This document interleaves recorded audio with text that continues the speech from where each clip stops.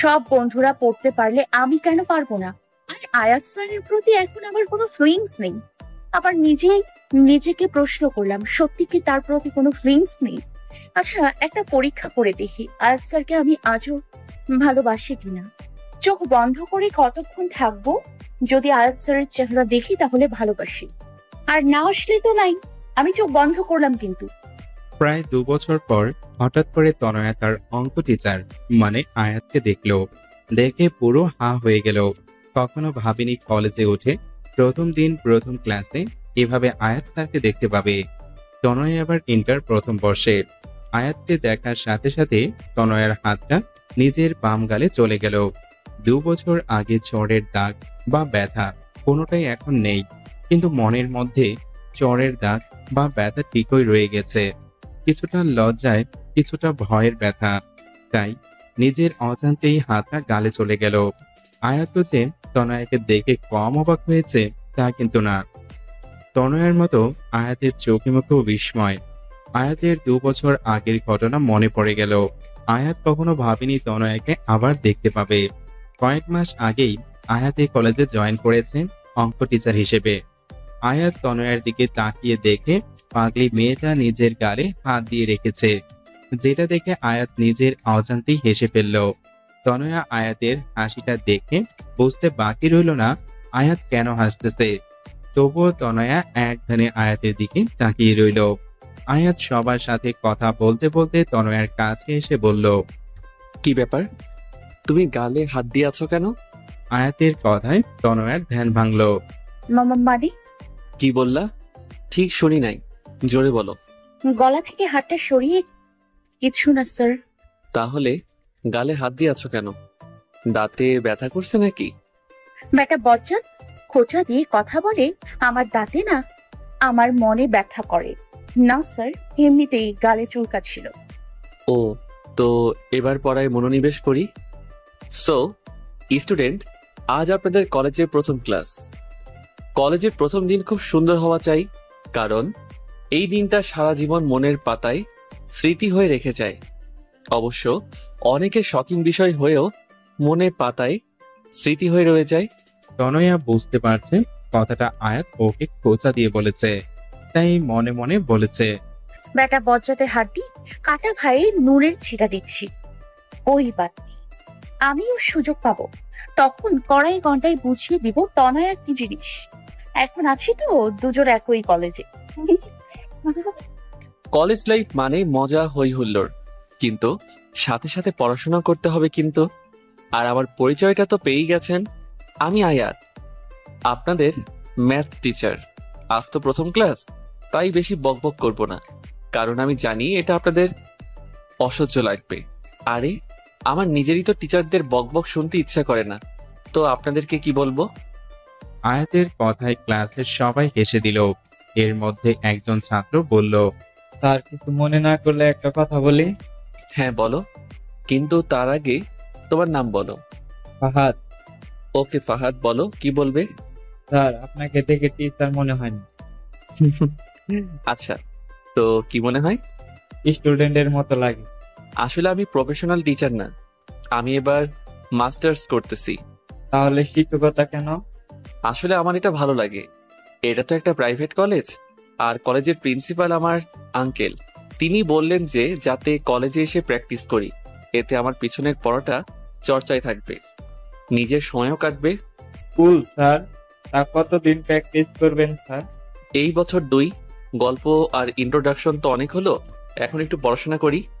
তারপর আয়াত সামান্য কিছু পড়ালো। পুরো ক্লাসে তনয়া বারবার আয়াতের দিকে তাকালো। যখন আয়াতের চোখে চোখ পড়তো চোখ নামিয়ে নিত। কলেজ ছুটি, আজ তাড়াতাড়ি হলো, তাই তনয়া তাড়াতাড়ি বাড়ি চলে যায়। বাড়ি গিয়ে তনয়া সোজা নিজের রুমে গিয়ে শুয়ে পড়ল। তনয়া, ফ্রেশ হয়ে খেতে আয়। ভালো লাগছে না তো, পরে খাবো। আজব মেয়ে। ঠিক আছে। তনয়া শুয়ে শুয়ে ভাবছে, কি ভাবছি, পৃথিবীটা সত্যি গোল। এখানে হারিয়ে যেতে চাইলে ঘুরে ফিরে ঠিক একই জায়গায় চলে আসতে হয়। কখনো ভাবিনি আয়াত স্যারের সাথে আবার দেখা হবে, যদিও চাইলে দেখা করতে পারা যেত, কিন্তু আমি নিজে থেকেই তা চাইনি। তাকে দেখলে ভয়ের থেকে বেশি লজ্জা লাগে। যে আজব কাণ্ড করেছিলাম তাতে লজ্জা হবারই তো কথা। চলুন ঘুরে আসি 2 বছর আগে। তখন তনয়া কেবল নবম শ্রেণীতে উঠেছে। বিজ্ঞান বিভাগের ছাত্রী তনয়া, সে কারণে দুটো ম্যাথ, সাধারণ গণিত আর উচ্চতর গণিত। প্রথম প্রথম তনয়া বাকি বন্ধুদের সাথে স্কুলের কোচিং এ পড়তো, কিন্তু বাড়ি থেকে স্কুল বেশ দূরে হওয়ায় স্কুল কোচিং একসাথে সামলাতে খুব কষ্ট হতো। তনয়ার বাবা সেটা খেয়াল করলেন।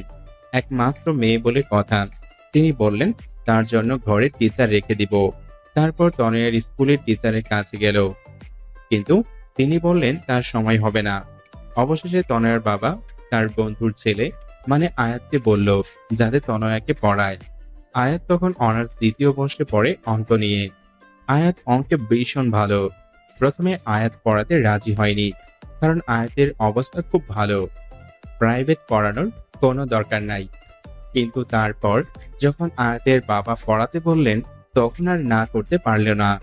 প্রথম যেদিন আয়াত তনয়াকে পড়াতে গেল, তনয়া তো আয়াতকে দেখে পুরোই ক্রাশ, কারণ আয়াত দেখতে একেবারে চকলেট বয়। তনয়া হাঁ হয়ে আয়াতের দিকে তাকিয়ে রইল। তুমি কি তনয়া? জি, আসসালামু আলাইকুম। কেমন আছেন স্যার? ওয়ালাইকুম আসসালাম। ভালো, তুমি? খুব ভালো স্যার। আপনাকে দেখে স্যার স্যার লাগে না। আচ্ছা, তাহলে কেমন কেমন লাগে? থাক, বললে মাইন্ড করবেন, বলার দরকার নেই। বলো, মাইন্ড করবো না। এটা একটু চকলেট বয় লাগে। আচ্ছা, তাহলে তোমাকেও তো চকলেট গার্ল লাগে, কারণ তুমিও খুব কিউট। আয়াত কথাটা এমনি বলল, কিন্তু তনয়ার মনের মধ্যে তো 1 কেজি লাড্ডু ফুটল। আচ্ছা, তাহলে পড়া শুরু করি। ওকে। আয়াত সপ্তাহে 3 দিন তনয়াকে পড়াতো। আয়াত যখন তনয়াকে পড়াতো তখন তনয়া প্রায় আয়াতের দিকে তাকিয়ে থাকতো। আয়াতের চোখে চোখ পড়লেই নামিয়ে নিত। ব্যাপারটা আয়াত খেয়াল করলেও তনয়ার ছেলে মানুষই ভেবে ইগনোর করত।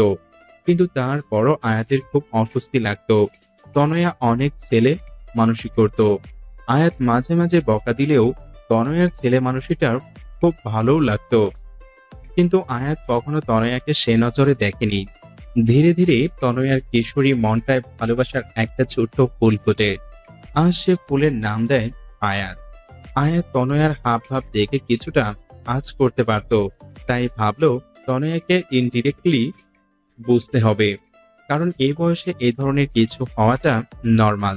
কারণ বয়সটাই খারাপ, বেশি কিছু বললে ব্যাপারটা উল্টো হয়ে যেতে পারে। তাই অনেক ভেবেচিন্তে তনয়াকে বলল, তনয়া, তোমাকে কিছু কথা বলি। হ্যাঁ স্যার, বলেন। জানো তনয়া, মানুষের জীবনে সব থেকে খারাপ বয়স কোনটা? না তো, কোনটা স্যার? 13 থেকে 18 বছর বয়সটা। কেন স্যার? আয়াত তনয়াকে ঠিক কিভাবে বোঝাবে তাই ভাবতেছে। তারপর বলল, এই সময় মানুষ ছেলেবেলা আর ম্যাচিউর বয়সের মাঝামাঝি থাকে। এই বয়সে খারাপ জিনিসটা ভালো আর ভালো জিনিসটাকে খারাপ মনে হয়। এই বয়সের কিশোর কিশোরীদের শিক্ষণীয় কথা অসহ্য লাগে। এই বয়সে খারাপ জিনিসটা উপরের চাকচিক্য দেখে তার প্রতি আকৃষ্ট হয়ে ভুল করে, কিন্তু যখন বুঝতে পারে ভুল করছে তখন করার মতো আর কিছু থাকে না। যে বয়সের ভ্রম থেকে নিজেকে বাঁচাতে পারবে তার জীবনটা অনেক সুন্দর হবে। দেখো, এই বয়সে ভালো লাগা জিনিসটা মনের সাথে আষ্টে পৃষ্ঠে জড়িয়ে যায়। তখন বোঝা যায় কোনটা ভালো লাগা আর কোনটা ভালোবাসা। ভালো লাগা আর ভালোবাসার মধ্যে আলাদা একটা পৃথিবী তৈরি হয়ে যায়, যে পৃথিবীতে প্রথম প্রথম ফুলের সমারোহ থাকলেও কিছু দূর যেতেই দেখবে ফুলগুলো ঝরে গিয়ে সেখানে কাঁটার উৎপত্তি হয়েছে। আমি কি বলতে চাচ্ছি তুমি বুঝেছো? জি স্যার। কি বুঝলা? I love you. What? What? না স্যার, উত্তরটা আই লাভ ইউ টু হবে। Just shut up. আমি তোমাকে এতক্ষণ কি বোঝালাম? সব কি তোমার মাথার উপর দিয়ে গেছে? না স্যার, এক কান দিয়ে ঢুকছে, অপর কান দিয়ে বের হয়ে গেছে। চুপ, একদম চুপ। তোমাকে বললাম না এই বয়সে কখনো ভালোবাসা হয় না, এটা হয় ভ্রম, নয় ভালো লাগা। No sir, I really love you. তোমার মতো ইডিয়েট মেয়েকে পড়ানো আমার পক্ষে সম্ভব না। Goodbye. এই বলে রাগ করে হনহনিয়ে চলে গেল আয়াত। আর তনয়া হা হয়ে আয়াতের যাওয়ার পানে তাকিয়ে রইল আর ভাবতেছে, বললাম মেয়েরা প্রপোজ করলে ছেলেরা আরো খুশি হয়ে একসেপ্ট করে, আর এ তো উল্টা। পরক্ষণেই তনয়ার মনে পড়ল আর বলল, আয়াত যদি বাবাকে বলে দেয় তাহলে তো সর্বনাশ। তাছাড়া সামনের মাসে প্রথম সাময়িক পরীক্ষা। এখন নতুন টিচার কোথায় পাবো?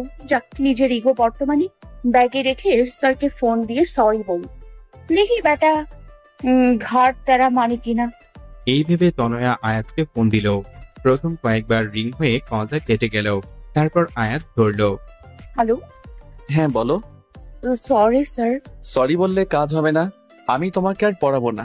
স্যার, আমি আর কখনো এমন বলবো না। প্লিজ বাবাকে কিছু বলবেন না। কিছুটা ভেবে ঠিক আছে। তাহলে কাল থেকে পড়াতে আসছেন? না, তোমার বাবাকে বলবো না, তাই বলে যে তোমাকে পড়াবো তা কিন্তু না। এখন নতুন টিচার কোথায় পাবো? আর বাবাকেই বা কি বলবো? সেটা মাথার মধ্যে প্রেম পোকা ঢোকার আগে মনে ছিল না? সরি বললাম তো। আর আপনিই তো বললেন যে এ বয়সে ভুল হয়।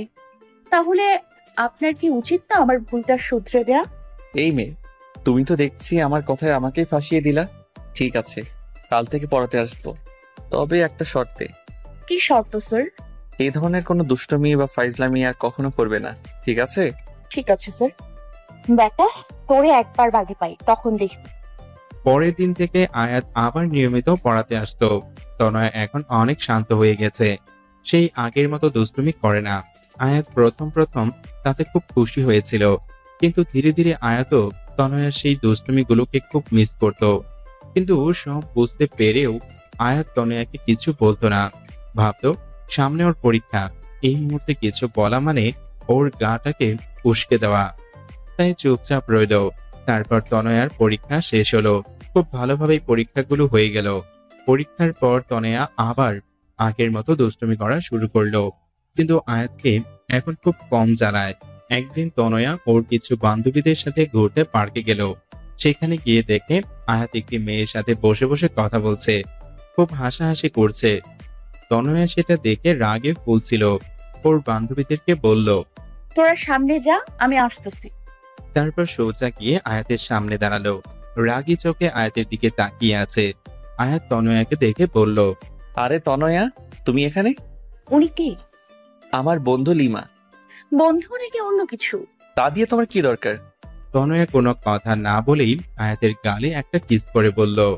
কারণ আই স্টিল লাভ উই। উপস্থিত ঘটনায় আয়াত আর লিমা হতভম্ব হয়ে গেল।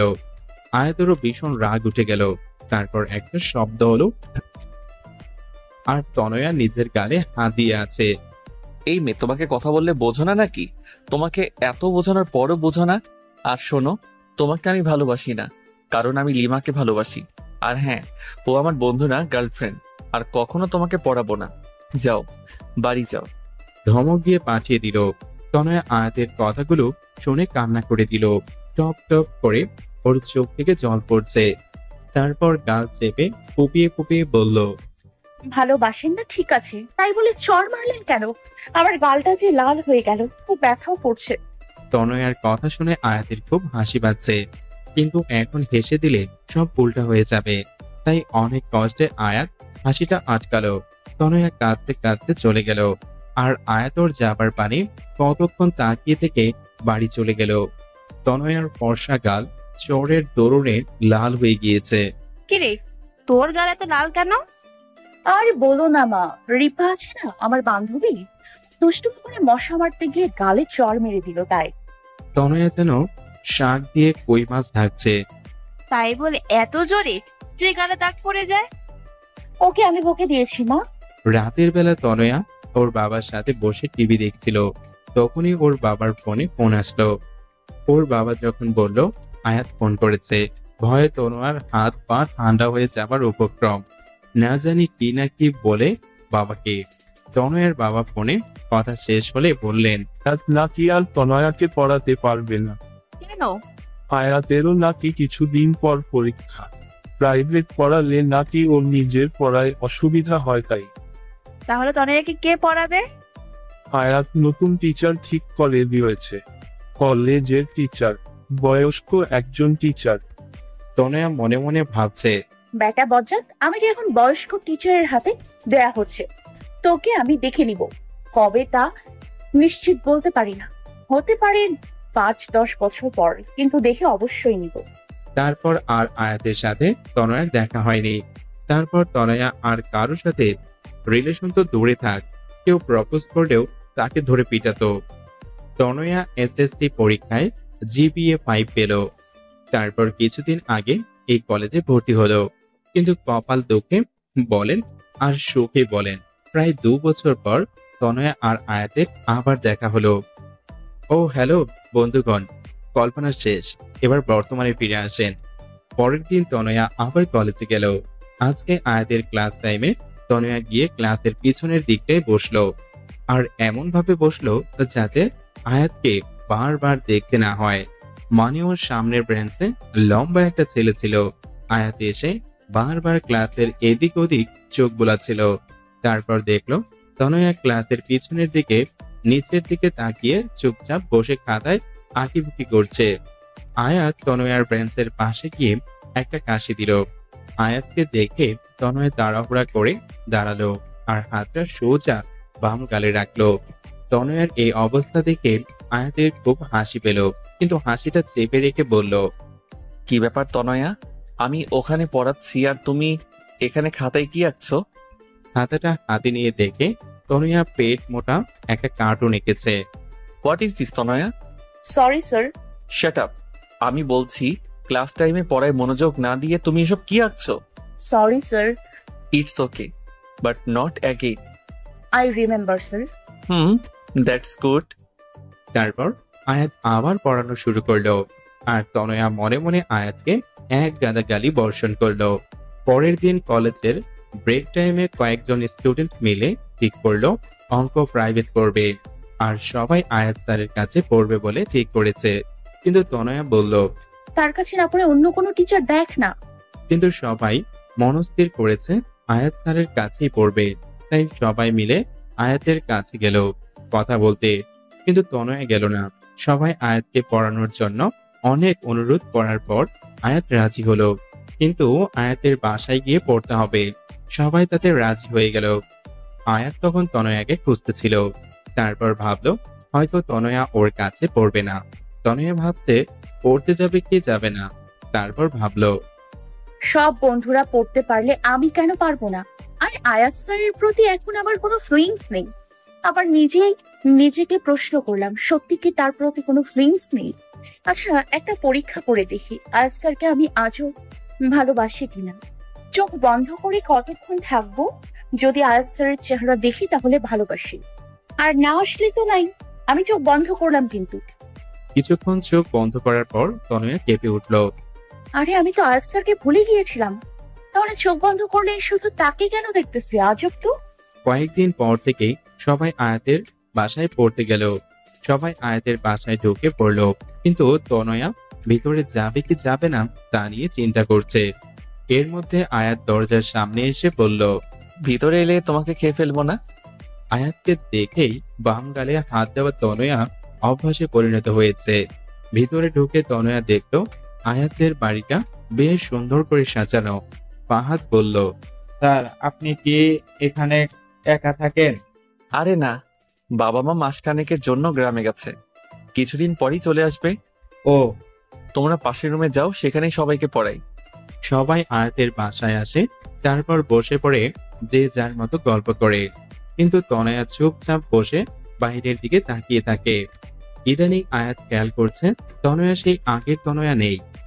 আগের সেই দুষ্টুমি চাঞ্চল্য তার মাঝে আর নেই। একদম শান্ত প্রকৃতির। আয়াত তনয়ার এই রূপটা একদমই পছন্দ করে না। প্রায় 4 মাস হয়ে গেছে আয়াত এখনো তনয়াকে দুষ্টুমি করতে দেখে না। কেমন যেন হয়ে গেছে, ঠিক যেমন পানির অভাবে একটি ফুল নেতিয়ে যায়, তনয়া ঠিক তেমনি নেতিয়ে গেছে। আয়াতের মনে হচ্ছে কোথাও না কোথাও এর জন্য ওই দায়ী। তাই আয়াত ঠিক করলো তনয়ের সাথে সরাসরি কথা বলবে। তনয়া শোনো। তনয়া তখন কলেজ শেষ করে বাড়ি যাচ্ছিল। আয়াতের ডাকে পিছনে ফিরল। আমাকে ডেকেছেন স্যার? হ্যাঁ, তোমার সাথে আমার কিছু কথা আছে। হ্যাঁ বলুন স্যার। এখানে না, তুমি আজকে আমাদের বাসায় সবার যাওয়ার আধা ঘন্টা আগে যাবে, যদি তুমি ফ্রি থাকো। কিন্তু স্যার। ভয় নেই, বাসায় বাবা মা সবাই আছে। বিশ্বাস না হলে আমাদের বাসার টেলিফোনে তোমার বাবাকে দিয়ে ফোন করিয়ে কনফার্ম হতে পারো। কি যে বলেন স্যার, আমি আপনাকে অনেক বিশ্বাস করি। ধন্যবাদ। বিকেলে কথা মতো তনয়া অনেক আগে পড়তে গেল। দরজার ডোরবেল বাজলো। দরজা আয়াতের মা খুলল। তাকে দেখেই তনয়া সালাম দিলেন। আসসালামু আলাইকুম আন্টি। ওয়ালাইকুম সালাম। আরে তনয়, তুমি কেমন আছো? জি আন্টি, ভালো। আপনি? খুব ভালো, ভেতরে আসো। আন্টি, স্যার কোথায়? ওর রুমে আছে, তুমি বসো, আমি ওকে নিচে পাঠিয়ে দিচ্ছি। আয়াত নিতে এসে তনয়ার পাশে বসলো। স্যার কি যেন বলতে চেয়েছিলেন? তনয়া, তোমার কি কিছু হয়েছে? না তো স্যার, কিন্তু কেন? না, তুমি সেই আগের তনয়া আর নাই। কেন স্যার, আপনার এমন কেন মনে হলো? 2 বছর আগে যখন তোমাকে পড়াতাম, তখন তোমার মাঝে অন্যরকম একটা চাঞ্চল্য, দুরন্তপনা আর দুষ্টুমি ছিল, কিন্তু এখন সেটা তোমার মাঝে নেই। মনে হচ্ছে তুমি সেই তনয়াকে নিজের ভিতর বন্দি করে উপরে একটা মুখোশ পরে আছো। মনে হচ্ছে নিজেকে লুকাতে চাইছো। কোথাও এটার জন্য আমি দায়ী নই তো? না স্যার, সেরকম কিছু না। আপনি প্লিজ নিজেকে দায়ী করবেন না। আর স্যার, আপনি তো আমাকে বলেছিলেন ছেলে মানুষই সব সময় চলে না। আমি তাই ফলো করছি। নিজের ছেলে মানুষটাকে ছেড়ে বুঝদার হবার চেষ্টা করছি। বুঝলাম, তুমি ম্যাচিওর হবার চেষ্টা করতেছো, কিন্তু তুমি কি খেয়াল করেছো বেশি বড় মানুষই দেখাতে গিয়ে তুমি নিজেকেই হারিয়ে ফেলেছো? ঠিক জানি না। তাহলে জানার চেষ্টা করো। এভাবে নিজের থেকে যদি দূরে চলে যাও তবে খুশি থাকতে পারবে না। দেখো তনয়া, সবার একটা অতীত থাকবেই। সেই তুলনায় তোমার অতীতটা নেহাত ছেলে মানুষই, কিন্তু তবুও সেটা মনের মাঝে দাগ কেটে যায়। তারপরও অতীতটাকে ভুলে থাকাই ভালো নয় কি? কি বললাম, বুঝলা কিছু? স্যার। তাহলে আবার আগের তনয়া হয়ে যাও, কেমন? তবে হ্যাঁ, দুষ্টমির পরিমাণ কিন্তু আগের মতো রেখো না, কারণ আমি জানি তনয়ার দুষ্টমি অন্যদের উপর কতটা ভারী পড়ে। আয়াতের কথা শুনে দুজনেই হেসে দিল। কিন্তু স্যার, আমি আবার আগের তনয়ে কিভাবে হব? সেটাও কি আমি বলে দিব? প্রশ্ন যখন আপনি তুলেছেন, উত্তর আমাকেই দিতে হবে, বুঝলেন? ওকে ওকে, প্রথমে নিজের মাথার মধ্যে বড় হবার যে চিন্তাগুলো আছে না, সেগুলো ঝেড়ে ফেলে দাও। তারপর আয়নার সামনে দাঁড়িয়ে নিজেকে দেখো, নিজের দুষ্টমিগুলো নিয়ে ভাবো আর দুষ্টমি করো। অনেক অনেক ধন্যবাদ স্যার। আর এই ম্যাচিওর হওয়ার চক্করে আমিও হাঁপিয়ে উঠেছিলাম। যাক বাবা, হাঁপ ছেড়ে বাঁচলাম। এর মধ্যে আয়াতের মা নাস্তা নিয়ে আসলেন। আন্টি, এগুলো কি দরকার ছিল? চুপ, একদম চুপ। এতদিন ধরে আমাদের বাসায় পড়তে আসিস, অথচ তোর একটু যত্নও করতে পারি না। আসলে এতগুলো ছেলেমেয়ের মধ্যে তোকে আলাদা করে দেখলে ওদের খারাপ লাগতে পারে, তাই। কিন্তু শত হলেও তুই তো নিজেদের মেয়ে। মানে? মানে তুই আয়দের বাবার বন্ধুর মেয়ে। তোর বাবার সাথে কত বছরের পরিচয়। আর তোর মা তো প্রায় আমাদের বাসায় আসে, কিন্তু তোকে কখনো নিয়ে আসেনি। সবসময় কোনো না কোনো বাহানা বানিয়ে দিত। নে, এবার চুপচাপ খা তো। তনয়া দেখলো 2 বাটি আইসক্রিম, বাকিগুলো রেখে সেটাই নিল। আয়াত আইসক্রিমের অন্য বাটিটা নিতে যাবে, এর মধ্যে তনয়া বলল, এরকম হাত দেবেন না। কেন? ওখানে বাকি যে খাবার রাখা আছে সেটা খান। আমার আইসক্রিমের দিকে একদম নজর দেবে না। আন্টি ওটা আমাকে দিয়েছেন। 2 বাটি সব একা খাবে? হ্যাঁ তো, 10 বাটি আইসক্রিমেও আমার কিচ্ছু হবে না। যান, আন্টির কাছে গিয়ে চেয়ে খান। আয়াত মুচকি হেসে দেখলো পাগলি মেয়েটা বাচ্চাদের মতো আইসক্রিম খাচ্ছে, কিন্তু চোখ বন্ধ করে। তার মানে দুষ্টমি শুরুটা আমাকে দিয়েই করলে? তারপর পড়াশোনার শেষে তনয়া বাড়ি গিয়ে আয়নায় সামনে দাঁড়িয়ে বলল, কোন অতীতটা ভুলবো?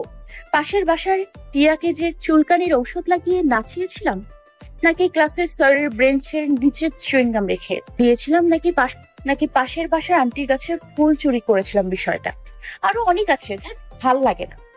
কাল আবার স্যারকে জিজ্ঞেস করতে হবে। পরের দিন আবার আয়াতের বাসায় গেল, কিন্তু আজ এখনো কেউ পড়তে আসেনি কেন? ডোরবেল বাজালে আয়াত দরজা খুলল। তুমি আজ পড়তে আসলা কেন? কেন স্যার? আরে আমি তো তিন্নিকে ফোন করে বলেছি আজকে পড়াবো না, সবাইকে জানিয়ে দিতে। ও, তাহলে মনে হয় আমাকে জানাতে ভুলে গেছে। কেন পারবেন না? আসলে মায়ের শরীরটা একটু খারাপ, তাই। ও, তা আমি কি আন্টিকে দেখতে পারি? হ্যাঁ অবশ্যই, ভিতরে আসো। তনয়া ভিতরে গিয়ে আয়াতের মায়ের সাথে দেখা করে তার অবস্থার কথা জানতে চাইল। তারপর আয়াতকে বলল, স্যার, একটু কনফিউশন ছিল। হ্যাঁ বলো। শোনেন আন্টি, স্যার আমাকে কিছু অতীত ভুলে যেতে বলেছে। কিন্তু আমি ঠিক ভেবে পাচ্ছি না কোনটা ভুলবো আর কোনটা মনে রাখবো। তা অতীতগুলো কি আমাদের বলা যাবে? কেন বলা যাবে না? অবশ্যই। তারপর তনয়া শুরু করলো তার সকল দুষ্টুমির কাহিনী। শুরু করেছে তো করেছে, শেষের তো হচ্ছেই না। আর এইদিকে আয়াত আর ওর মা তনয়ের দুষ্টুমির কথা শুনে হাসতে হাসতে অবস্থা 12টা। না, এইসব কাজ তুমি করেছো? হ্যাঁ আন্টি, আরো আছে কিন্তু ঠিক মনে পড়ছে না। কিন্তু এর মধ্যে থেকে কোনটা ভুলবো আর কোনটা মনে রাখবো তাই নিয়ে কনফিউজড আছি। একটাও বলতে হবে না। আরে আপনি তো অতীত ভুলতে বললেন। ভুল হয়েছে আমার। আমি ভুলে গেছিলাম যে তুমি তনয়া। তুমি সবসময় আমার অশ্রু আমার উপরই প্রয়োগ করো। তনয়া ঠোঁট ফুলিয়ে আয়াতের মায়ের দিকে তাকালো। তিনি তখনও হাসছেন। তোর মতো মেয়ে থাকলে তাদেরকে সবসময় হাসি খুশি থাকবে। রিয়েলি আন্টি, এখন কেমন লাগছে আপনার? হ্যাঁ সত্যি, যা অসুস্থ ছিলাম তোর কথা ঠিক হয়ে গিয়েছে, আর আমার এখন খুব ভালো লাগছে। আন্টি আমি এখন উঠি, তাহলে নিজের খেয়াল রাখবেন। By aunty. আয়াত তনয়াকে দরজা পর্যন্ত এগিয়ে দিয়ে আবার ডাক দিল। তনয়া শোনো, জি স্যার। তুমি কালকে বলেছিলে তুমি আমাকে বিশ্বাস করো, কিন্তু সেই বিশ্বাসের ভিত্তি বা কারণটা জানতে পারি? একটা 14-15 বছরের মেয়ে আপনাকে প্রপোজ করেছে, চাইলে আপনি তার দুর্বলতার সুযোগ নিতে পারতেন, কিন্তু আপনি তা না করে মেয়েটাকে ভুল পথ থেকে ফিরিয়ে এনেছেন। বিশ্বাস করার জন্য এটাই যথেষ্ট নয় কি? স্যার আমি আপনাকে খুব শ্রদ্ধা করি। আর আয়াত মুচকি হেসে বলল। সাবধানে যেও। Bye sir. আয়াত তারপর দরজা আটকে ভিতরে যেতেই শুনে তনয়ার চিৎকার। আয়াত দ্রুত দরজা খুলে হতভম্ব হয়ে গেল। আয়াত দরজা খুলে দেখে তনয়া সিঁড়ির উপর আধা শোয়া আর আধা বসা অবস্থায় পড়ে আছে। আয়াত প্রথমে ভাবল তনয়া হয়তো দুষ্টুমি করতেছে, কারণ এ ধরনের দুষ্টুমি তনয়া এর আগেও কয়েকবার করেছিল। তাই বলল, তনয়া এবার আর আমাকে বোকা বানাতে পারবে না। ওঠো বলছি। তনয়া, তনয়া। কয়েকবার ডাক দিল, কিন্তু তনয়ার কোনো সাড়া শব্দ পেল না। তাই গিয়ে তনয়ার কাঁধে হাত রাখলো, আর সাথে সাথে তনয়া মাটিতে গড়িয়ে পড়ল। আয়াত হতভম্ব হয়ে গেল, কারণ তনয়ার কপালের রক্ত। দেয়ালের দিকে তাকিয়ে দেখে দেয়ালেও খানিকটা রক্ত লেগে আছে। সিঁড়িতে অনেক পানি পড়ে আছে, মনে হয় তনয়া পানিতে স্লিপ করে পড়ে গেছে। মেয়েটার মাথা ফেটে গেছে। কি যে করি আয়াত ভাবছে। আয়াত তনয়াকে কোলে তুলবে কি তুলবে না তা নিয়ে অনেকটা অস্বস্তি বোধ করছে। তারপর ভাবলো, ওসব পরে ভাববো, আগে মেয়েটাকে ভিতরে নিয়ে যাই। আয়াত তনয়াকে কোলে তুলে বলল, আরে মেয়েটাকে দেখতে তো অনেক শুকনা, কিন্তু ওজন কম করে হলেও 42 হবে। আয়াত তনয়াকে নিয়ে ওর মায়ের রুমে শোয়ালো। আরে কি হয়েছে ওর? মা মনে হয় সিঁড়ি দিয়ে স্লিপ করে পড়ে গেছে। দেখো না, মেয়েটার মাথা ফেটে গেছে। তাড়াতাড়ি ডাক্তারকে ফোন কর। হ্যাঁ মা, করছি, কিন্তু তুমি ব্যস্ত হয়ে নিজের শরীর খারাপ করো না। আয়াত ডাক্তারকে ফোন করে তনয়ার মাথার রক্তটা মুছে কিছুটা অ্যান্টিবায়োটিক ক্রিম লাগিয়ে দিল, যাতে তাৎক্ষণিকভাবে রক্তটা থেমে যায়। তারপরে তনয়ার বাবা মাকে ফোন করে আসতে বলল। তনয়া তখনও অজ্ঞান। তাদের ফোন করার পর আয়াত তনয়ার চোখে মুখে পানির ঝাপটা দিল।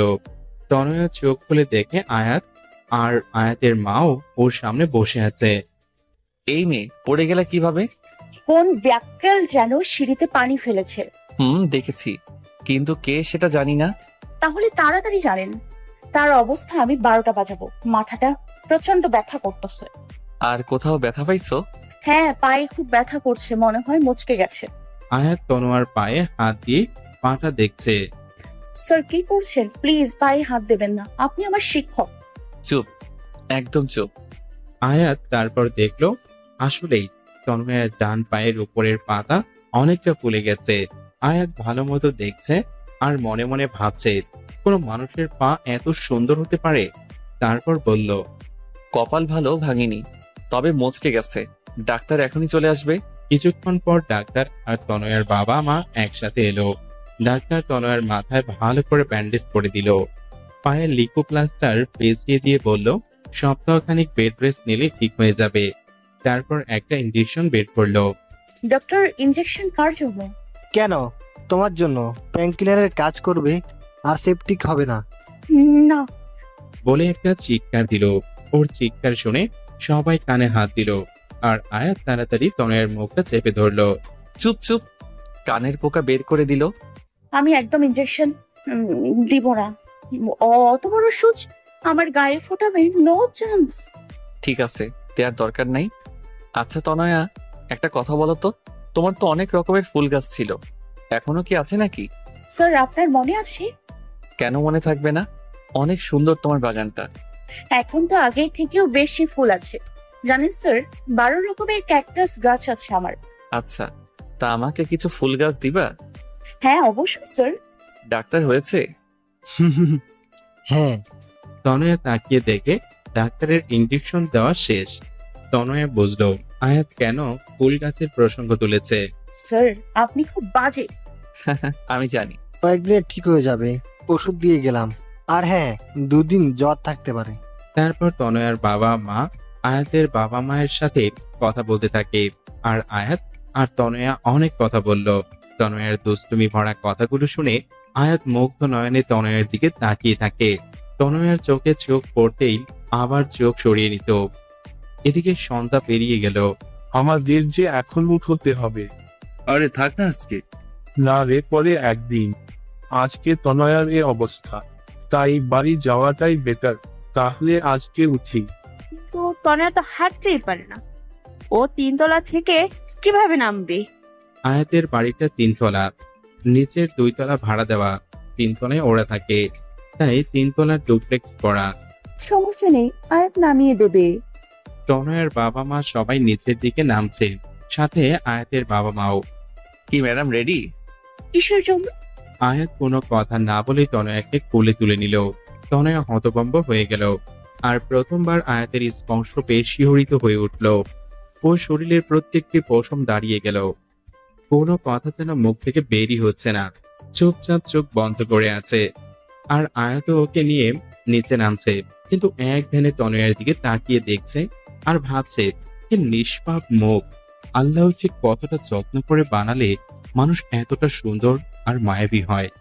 তনয়ার দিকে তাকিয়ে নিজের অজান্তেই মুচকি হেসে ফেলল। তনয়া শোনো। তনয়া চোখ মেলে বলল, জি। তোমার হাতটা আমার কাঁধে রাখলে ভালো হতো, তোমার যা ওজন। তনয়ার রাগান্বিত চোখে আয়াতের দিকে তাকিয়ে হাতটা আয়াতের কাঁধে রাখলো, আর আয়াতের চোখের দিকে তাকাতেই অজানা এক আবেশে হারিয়ে গেল। তনয়া মনে মনে বলল, আর একটা চান্স দিন নাকি স্যারকে ভালোবাসার? সাথে চটকার কথা মনে পড়ল, আর তনয়া হাতটা ওর বা গালে চলে গেল। আয়াত সেটা খেয়াল করে বলল, এই মেয়ে, তুমি আমাকে দেখলে সবসময় গালে হাত দাও কেন? এমন ভাব করছেন যেন কিচ্ছু জানেন না। আয়াত তা দেখে হেসে দিল। তনয়া দেখলো ওরা নিচে নেমে প্রায় গাড়ির কাছে পৌঁছে গেল। তনয়া বলল, ইস, 3 তলা না হয়ে 10 তলা হলে ভালো হতো। তনয়াকে গাড়িতে পৌঁছে দিয়ে আয়াত মনে মনে কি যেন ভেবে মুচকি হাসি দিল। তনয়া চলে গেল। সেদিন রাতে তনয়ার ভীষণ জ্বর আসলো। পরের 2 দিন তনয়াকে ক্লাসে না দেখে আয়াত একেবারে অস্থির হয়ে গেছে। ফোনে অবশ্য খবর নিয়েছিল, তাই ভাবলো আজ তনয়াকে দেখতে যাবে। সেদিন বিকালে আয়াত আর আয়াতের মা তনয়াদের বাড়ি গেল। প্রায় 2 বছর পর আয়াত তনয়াদের বাড়ি আসলো। বাড়ির চারপাশে তাকিয়ে মনে মনে বলছে, মেয়েটা সত্যি বলেছে, ওর ফুলের বাগানটা আগের থেকে অনেক বড় করেছে। নিজে যেরকম ফুলের মতো দেখতে, তেমনি তার ফুলের শখ। আয়াতকে দেখে তো তনয়ার মা খুব খুশি। আয়াত তাকে সালাম দিয়ে কুশলাদি বিনিময় করে বলল, আন্টি, তনয়া কেমন আছে? আরে বলো না, 2 দিন জ্বরের কারণে ছোট বাচ্চাদের মতন জ্বালাচ্ছে, আর সারাদিন কিচ্ছু খাওয়াতে পারিনি।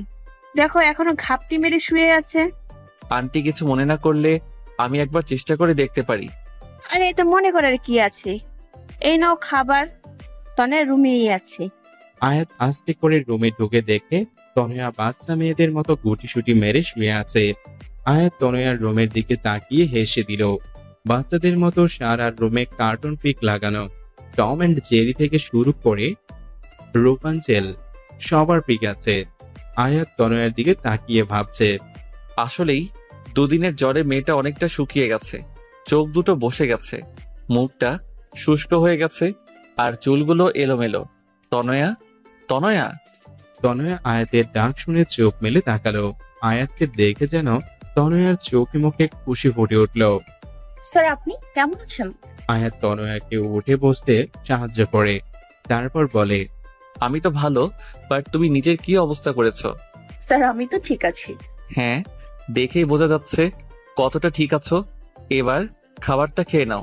না, খাবার খেলে আমার বমি পায়, আর খাবারগুলো খুব তেতো। খাবার না খেলে আরো বেশি দিন অসুস্থ থাকবে। থাক, তবুও খাবো না। তুমি কি দুদিন তোমার বাগানে গেছিলা? না তো, কেন? আন্টি বলল তোমার অনেকগুলো গাছ চুরি হয়ে গেছে। কি? তাই তো বলি, খেয়ে তাড়াতাড়ি সুস্থ হয়ে গাছের খেয়াল রাখো। দিন তাড়াতাড়ি খাই, আমার গাছ। বলে মুখ ভার করে খাচ্ছে। আয়াত সেটা দেখে মুখ টিপে টিপে হাসছে।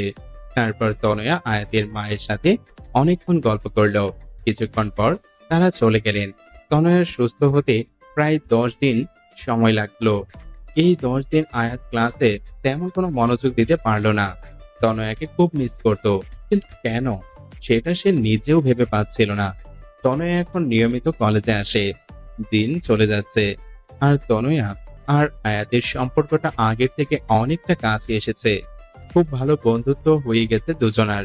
তারপর তনয়ার প্রথম বর্ষের ফাইনাল পরীক্ষা শুরু হলো, আর পরীক্ষা খুব ভালোভাবেও হয়ে গেল।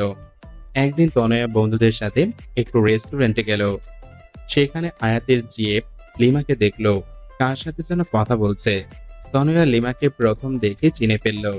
তারপর মনে মনে বলল, শুনবো এই শয়তানিকে, আমার অঙ্ক স্যারকে আমার কাছে থেকে চুরি করে নিয়ে গেল। চুন্নি কোথাকার? কিন্তু চুন্নিটার সাথে কে? আয়াত স্যারের মতো তো লাগছে না। যাই একটু দেখে আসি আর জ্বালিয়েও আসি। তনয়া ওর বন্ধুদের বলল। তোরা খাবার অর্ডার দে, আমি এক্ষুনি আসতেছি। তনয়া লিমার সামনে গিয়ে দাঁড়িয়ে বলল, হাই লিমা আপু। হাই। আমাকে চিনতে পেরেছেন? কিছুক্ষণ তাকিয়ে থেকে বললাম, তুমি তনয়া না? জি আপু, কেমন আছেন? ভালো, তুমি? জি ভালো। তারপর তনয়া লিমার পাশে বসা লোকটির দিকে তাকালো। না, এ তো আয়াত স্যার নয়। তাহলে কে? একবার জানতে চাইবো না, থাক। যদি কিছু মনে করে, আবার জিজ্ঞেস না করলে যে কনফিউশন থেকে যাবে। কি করি? তা এখানে কি করতে? বন্ধুদের সাথে। আচ্ছা আপু, আপনার সাথে ইনি কে? উনি আমার। কথাটা বলতে যাবে এরই মধ্যে লিমাকে কে যেন ফোন করলো। লিমা ফোনটা রিসিভ করেই বলল, হ্যাঁ আয়াত, বল। আর কথা বলতে বলতে একটু দূরে চলে গেল। তনয়া বুঝলো ফোনটা আয়াত করেছে, তাই কিছু না বলে মন খারাপ করে বন্ধুদের কাছে এসে বলল, মা ফোন করেছিল, এখনই বাসায় যেতে বললো। তোরা আড্ডা দে, আমি পরে একদিন তোদের সাথে আড্ডা দিব। কেমন কবিতা না? না রে, মনে হয় জরুরি, নয়তো মা এভাবে কখনো ডাকে না। যাই, বাই। রেস্টুরেন্ট থেকে বের হয়ে রিক্সা না নিয়ে সোজা হাঁটা ধরলো। আজ কেন যেন তনুর খুব কষ্ট হচ্ছে, মনে হচ্ছে বুকটা ফেটে যাবে। ভীষণ কান্না পাচ্ছে। কেন আমি আয়াত স্যারকে ভালোবাসলাম, আর কেনই বা এতটা কষ্ট হচ্ছে? এদিকে লিমার ফোনে কথা বলা শেষ হলে তনয়াকে খুঁজতে খুঁজতে ওর বন্ধুদের কাছ গিয়ে তনয়ার কথা জানতে চাইলো। তারপর ওকে না পেয়ে নেহার কাছ থেকে তনয়ার ফোন নাম্বার নেয় এবং লিমারটা নেহার কাছে দিয়ে আসে আর বলে অবশ্যই যেন ফোন করে। এদিকে তনয়া হাঁটতে হাঁটতে প্রায় বাড়ির কাছে চলে আসে। ওদের বাড়ি থেকে কিছু দূরে ছোট্ট একটা পার্ক। এই সেই পার্ক যেখানে দাঁড়িয়ে আয়াত ওকে চড় মেরেছিল। এখানে বিকালে অনেকে ব্যায়াম করে, কেউ গল্পগুজব করে। তনয়া পার্কে ঢুকে নদীর ধারে একটা ব্রেঞ্চে বসলো। কেন যেন খুব কান্না পাচ্ছে আর মনে মনে নিজে নিজে বলছে, স্যারের কাছে আমার ভালোবাসাটা নেহাত ছেলে মানুষই ছাড়া আর কিছু না, কিন্তু আমার কাছে কেন সেটা মনে হয় না। আমার ছেলে মানুষই মনের মধ্যে যে ছোট্ট একটা ভালোবাসার মতো হৃদয় আছে, সেটা কি স্যার দেখতে পায় না, নাকি বুঝতে পারে না? পারবে বা কি করে? স্যার তো আমায় না, লিমাকে ভালোবাসে। এদিকে তনয়ার ফোনটা বেজেই চলেছে। ফোনে অচেনা নাম্বার দেখে রিসিভ করলো না, কিন্তু বারবার রিং হচ্ছে বলে তাই এবার রিসিভ করলো। এপাশ থেকে বলল, হ্যালো তনয়া, আমি লিমা। তনয়া চমকে উঠলো আর ভাবছে। এই চুন্নি কেন আমাকে ফোন করলো? তারপর বলল, হ্যাঁ বলুন আপু। তনয়া তুমি কোথায়? পার্কে বসে আছি। কোন পার্ক? যে পার্কে বসে আপনার বয়ফ্রেন্ড আমাকে চড় মেরেছিল। ও ওখানেই বসো, আমি 10 মিনিটের মধ্যেই আসছি। তনয়া কিছু বলার আগেই ফোনটা কেটে গেল। তনয়া ভাবছে উনি কেন এখানে আসবে। কিছুক্ষণের মধ্যেই লিমা চলে আসলো। হ্যাঁ আপু বলেন, কি বলবেন? তুমি কিছু না বলে চলে আসলে কেন? এমনিতেই ভালো লাগতেছিল না আপু। ভালো লাগছিল না নাকি আয়াত আমাকে ফোন করেছিল তাই? তনয়া অবাক চোখে লিমার দিকে তাকালো। তেমন কিছু না। সুইটার, তোমার বয়সটা আমিও পেরিয়ে এসেছি, সো আমার কাছে লুকিয়ে লাভ নেই ডিয়ার। আচ্ছা, তুমি তখন জানতে চাইলে না আমার পাশের লোকটা কে? হুম। He is my husband. তনয়া অবাক চোখে লিমার দিকে তাকিয়ে বলল, কি তাহলে আয়াস স্যার যে সেদিন বললো? ওটা আয়াত সেদিন তোমাকে শোনানোর জন্য বলেছিল, যাতে তুমি পাগলামি না করো। তাহলে তার সাথে আপনার সম্পর্ক কি? আয়াত আমার খালাতো ভাই, আমরা দুজন একই বয়সে এক ক্লাসে পড়ি, যার কারণে আমরা খুব ভালো বন্ধু। শুধু বন্ধু, অন্য কিছু না, বুঝলা পাগলি মেয়ে? তাহলে আয়াস স্যার সেদিন মিথ্যে কথা বললো কেন? সেটা ঠিক। সেই দিন তুমি যাবার পর আমি আয়াতকে একই প্রশ্ন করেছিলাম, আর ও বলেছিল ওর একটা অনেক বড় সমস্যা আছে, যার কারণে চাইলেও ও তোমার সাথে রিলেশনে জড়াতে পারবে না। কিন্তু একটা বিষয় কি জানো, যখনই আয়াতের সাথে কথা বলি, আয়াত যদি 10টা কথা বলে, তার 9টা কথাই তোমাকে নিয়ে বলে। তনয় এরকম ওরকম সেরকম আর কত কত কথা। মনে হয় যেন তুমি ওর নিঃশ্বাসে নিঃশ্বাসে মিশে গেছো। তাহলে আমাকে বলে না কেন? সেদিন আমি আয়াতকে বললাম যে, আয়াত, তোর প্রত্যেকটা কথাই আমি তনয়ার জন্য গভীর ভালোবাসা অনুভব করি। আর যতদূর জানি তনয়া তোকে পাগলের মতো ভালোবাসে। তাহলে তুই মেয়েটাকে বলে দে, মেয়েটাকে আর কষ্ট দিস না। আয়াত তখন কি বললো জানো?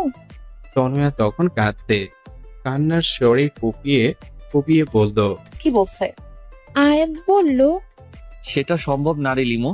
তাহলে সব সম্পর্কগুলো অগোছালো হয়ে যাবে। আমি একটা সম্পর্কের জন্য অন্যগুলো ভাঙতে পারবো না। হ্যাঁ, আমি তনয়াকে। তারপর আর কিছু বলিনি। আমার জন্য কেন অন্য সম্পর্ক ভেঙে যাবে? আমি কি এতটা খারাপ? আর তার কি এমন সমস্যা যার কারণে আমার সাথে এমন করছে? সেটা আমি জানি না রে, অনেক জানার চেষ্টা করেছি, কিন্তু সববারই ব্যর্থ হয়েছি। এখন তুমি চেষ্টা করে দেখতে পারো। তনয়া অঝরে কাঁদছে। এই পাগলি মেয়ে, প্লিজ কেঁদো না। দেখো, আমি তোমাকে এই কথাগুলো আগে বলতে পারতাম, কিন্তু তুমি তখন খুব ছোট ছিলা। আর তারপর আমার বিয়ে হয়ে যায়। বিয়ের পর আমি চট্টগ্রাম ছিলাম, তখন চেয়েও তোমার সাথে যোগাযোগ করতে পারিনি। সরি আপু। কেন?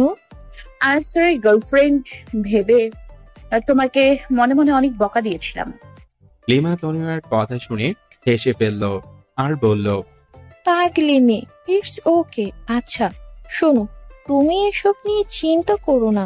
দেখবে আল্লাহ চাইলে তুমি তোমার অঙ্ক টিচারকে পেয়ে যাবে। যদি আল্লাহ না চায়? তাহলে পাবে না। লিমার কথা শুনে তনয়া ভ্যা ভ্যা করে বাচ্চাদের মতো কেঁদে ফেলল। প্লিজ এইভাবে কেঁদো না। আয়াত কিন্তু শিশকাতুনি মেয়েদের একদম পছন্দ করে না। তনয়ার সাথে কান্না থামিয়ে ফেলল আর ফোপাচ্ছে। সেটা দেখে লিমা হেসে বলল, এই পিচি মেয়েটার মনে অঙ্ক টিচার মানে আয়াতের জন্য এত ভালোবাসা লুকিয়ে আছে। আচ্ছা শোনো, আয়াত 10 মিনিটের মধ্যে এখানে আসবে। কেন? আমি আসতে বলেছি। কেন? তুই সত্যি মাথা মোটা। আমি এখন চলে যাব, তারপর আয়াতকে ফোন করে বলে দেব জরুরি কাজে চলে গেছি, তখন তোরা গল্প করিস। তনয়ার লজ্জা পেয়ে মাথা নিচু করে ফেলল। ও বাবা, এই মেয়ে তো লজ্জাও পায়। ধন্যবাদ আপু। বলে লিমাকে জড়িয়ে ধরল। শোন, রোজ ফোন করবি আমাকে। আর শোন, আমি তোকে যা বললাম আয়াতকে বলবি না। ভালো থাকিস, বাই। তুমিও ভালো থেকো, বাই। লিমা চলে গেল। তার কিছুক্ষণ পর আয়াত আসলো। আয়াত এসে লিমাকে না পেয়ে চলে যাবে এমন সময় দেখলো তনয়া চুপচাপ বসে কাঁদছে। তনয়া, তুমি এখানে? আয়াতকে দেখে তনয়ার আরো বেশি কান্না এসে গেল। তাই কোনো কিছু না ভেবেই আয়াতকে জড়িয়ে ধরে কান্না করতে থাকে। আয়াত কিছুটা অপ্রস্তুত হয়ে গেল ঘটনাটিতে, কিন্তু ও তনয়ার কান্না দেখে ওর বুকের ভেতর মোচড় দিয়ে উঠল। তারপর বলল, কি হয়েছে তনয়া? কেউ কিছু বলেছে? প্লিজ কিছু বলো। এইভাবে কেঁদো না, প্লিজ কিছু বলো। তনয় কিছু বলছে না, শুধু আয়াতকে জড়িয়ে ধরে কান্না করছে। আয়াত ওর মাথায় হাত বুলিয়ে দিচ্ছে আর বলছে, প্লিজ কিছু তো বলো তনয়া। তনয়া নিজেকে আয়াতের থেকে ছাড়িয়ে কিছু না বলে কাঁদতে কাঁদতে চলে গেল। আয়াত বোকার মতো ওর যাওয়ার পানে তাকিয়ে রইল। পরে কয়েকবার তনয়ার কাছে এই বিষয়ে আয়াত জানতে চেয়েছে, কিন্তু সব সময় তনয়া ব্যাপারটা এড়িয়ে গেছে। 3 মাস পর ঠাস, আজ আয়াত তনয়াকে সর্বসম্মুখে আবারও একটা চড় মারল। কিন্তু কেন? আয়াত পার্কে বসে আবার তনয়াকে একটা চড় মারল।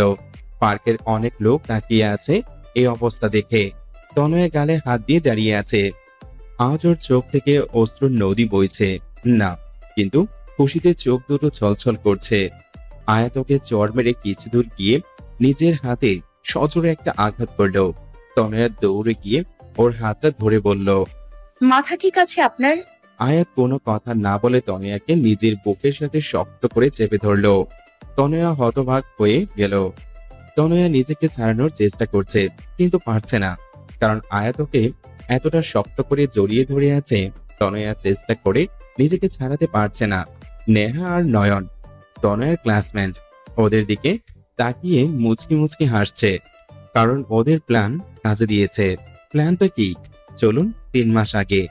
লিমার সাথে কথা বলার পর তনয়া অনেকবার বিভিন্নভাবে আয়াতের সমস্যাটা জানতে চেষ্টা করেছে, কিন্তু সব সময় ব্যর্থ হয়েছে।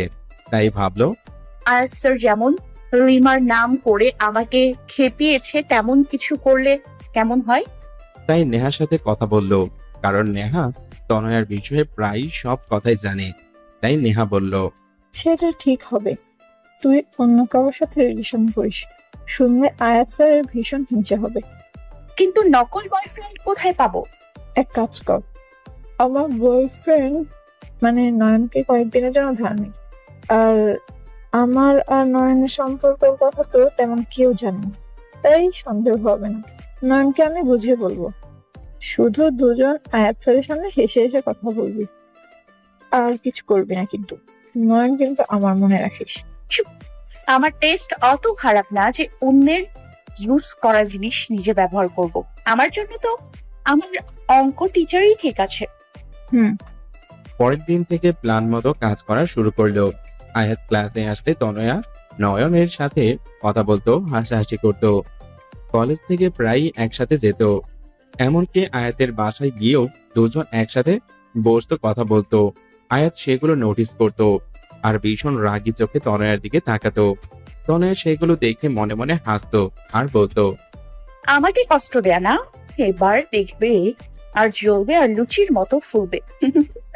তো সেদিন আয়াত পার্কে আসবে সেটা তনয়া জানতো, তাই আগে থেকে নয়নের সাথে পার্কে গিয়ে বসে বসে কথা বলছে আর জোরে জোরে হাসছে। সেটা দেখে আয়াতের পা থেকে মাথা পর্যন্ত গরম হয়ে গেল। সাথে সাথে গিয়ে তনয়ার সামনে দাঁড়ালো। তনয়ার হাতটা টান দিয়ে দাঁড় করিয়ে হাস।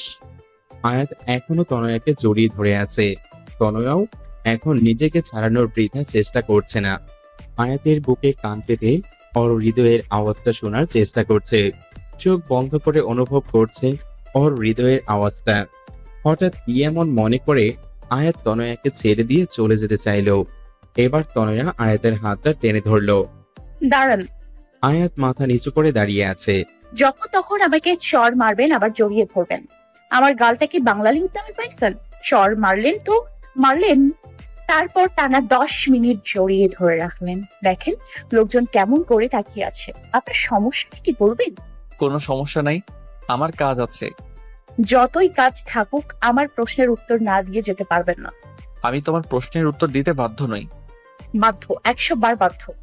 তনয়া আয়াতের হাতটা ধরে টেনে নিয়ে নদীর পাড়ে নিরিবিলি একটা জায়গায় নিয়ে বলল, স্যার, আমি জানি আপনি আমাকে, কিন্তু আপনি কেন আমায় ইগনোর করছেন সেটা বলবেন প্লিজ।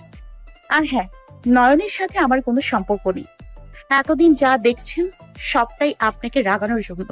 আয়াত অবাক চোখে তনয়ার দিকে তাকিয়ে বলল, তনয়া, তোমার বয়স কত? হ্যাঁ, আপনার তো অন্য কিছু বলার কথা। আগে বলো, তারপর বলছি। 17 বছর। 18 বছর হতে কতদিন বাকি? এইচএসসি পরীক্ষার বাকি তো প্রায় 5 মাস, আর পরীক্ষার মধ্যেই 18তে পা দিব। তোমার প্রশ্নের জবাবগুলো আমি তোমার এইচএসসি পরীক্ষার পর দিব, কিন্তু তার আগে আমাকে একটা ওয়াদা করতে হবে। কি ওয়াদা? তোমাকে পরীক্ষায় ভালো রেজাল্ট করতে হবে। যদি তা না করো তাহলে আর আমার সাথে কথা বলার চেষ্টাও করবে না। ওকে, ডান। তনয়া পরের দিন থেকে কলেজে যেত।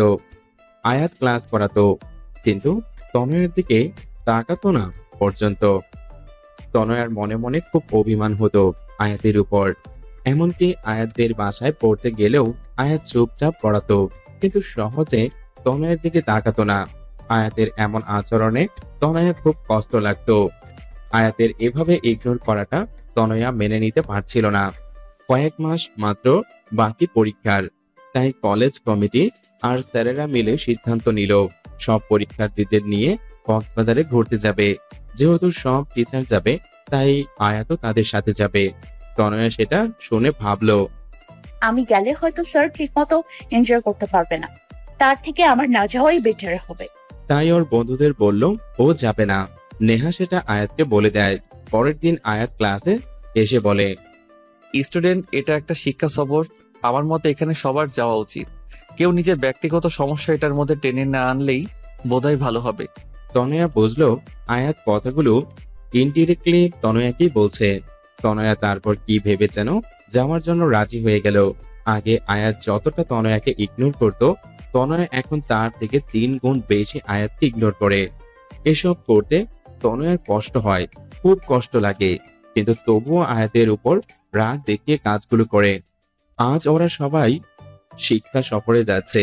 3টা বাস, প্রত্যেক বাসেই টিচার আছে। কপাল গুণে আয়াত তনয়ার বাসে উঠল এবং নেহা বুদ্ধি খাটিয়ে আয়াতকে তনয়ার পাশে বসিয়ে দিল। তনয়া সেটা দেখে জানালা দিয়ে বাহিরের দিকে তাকিয়ে আছে। বাসটা সাই সাই চলছে। প্রায় 14 থেকে 16 ঘন্টা বাসে থাকা লাগবে। যদিও বাস মাঝে মাঝে পথে থামবে, কিন্তু তবুও তনয়ার বাসে চড়ার তেমন অভ্যাস নাই।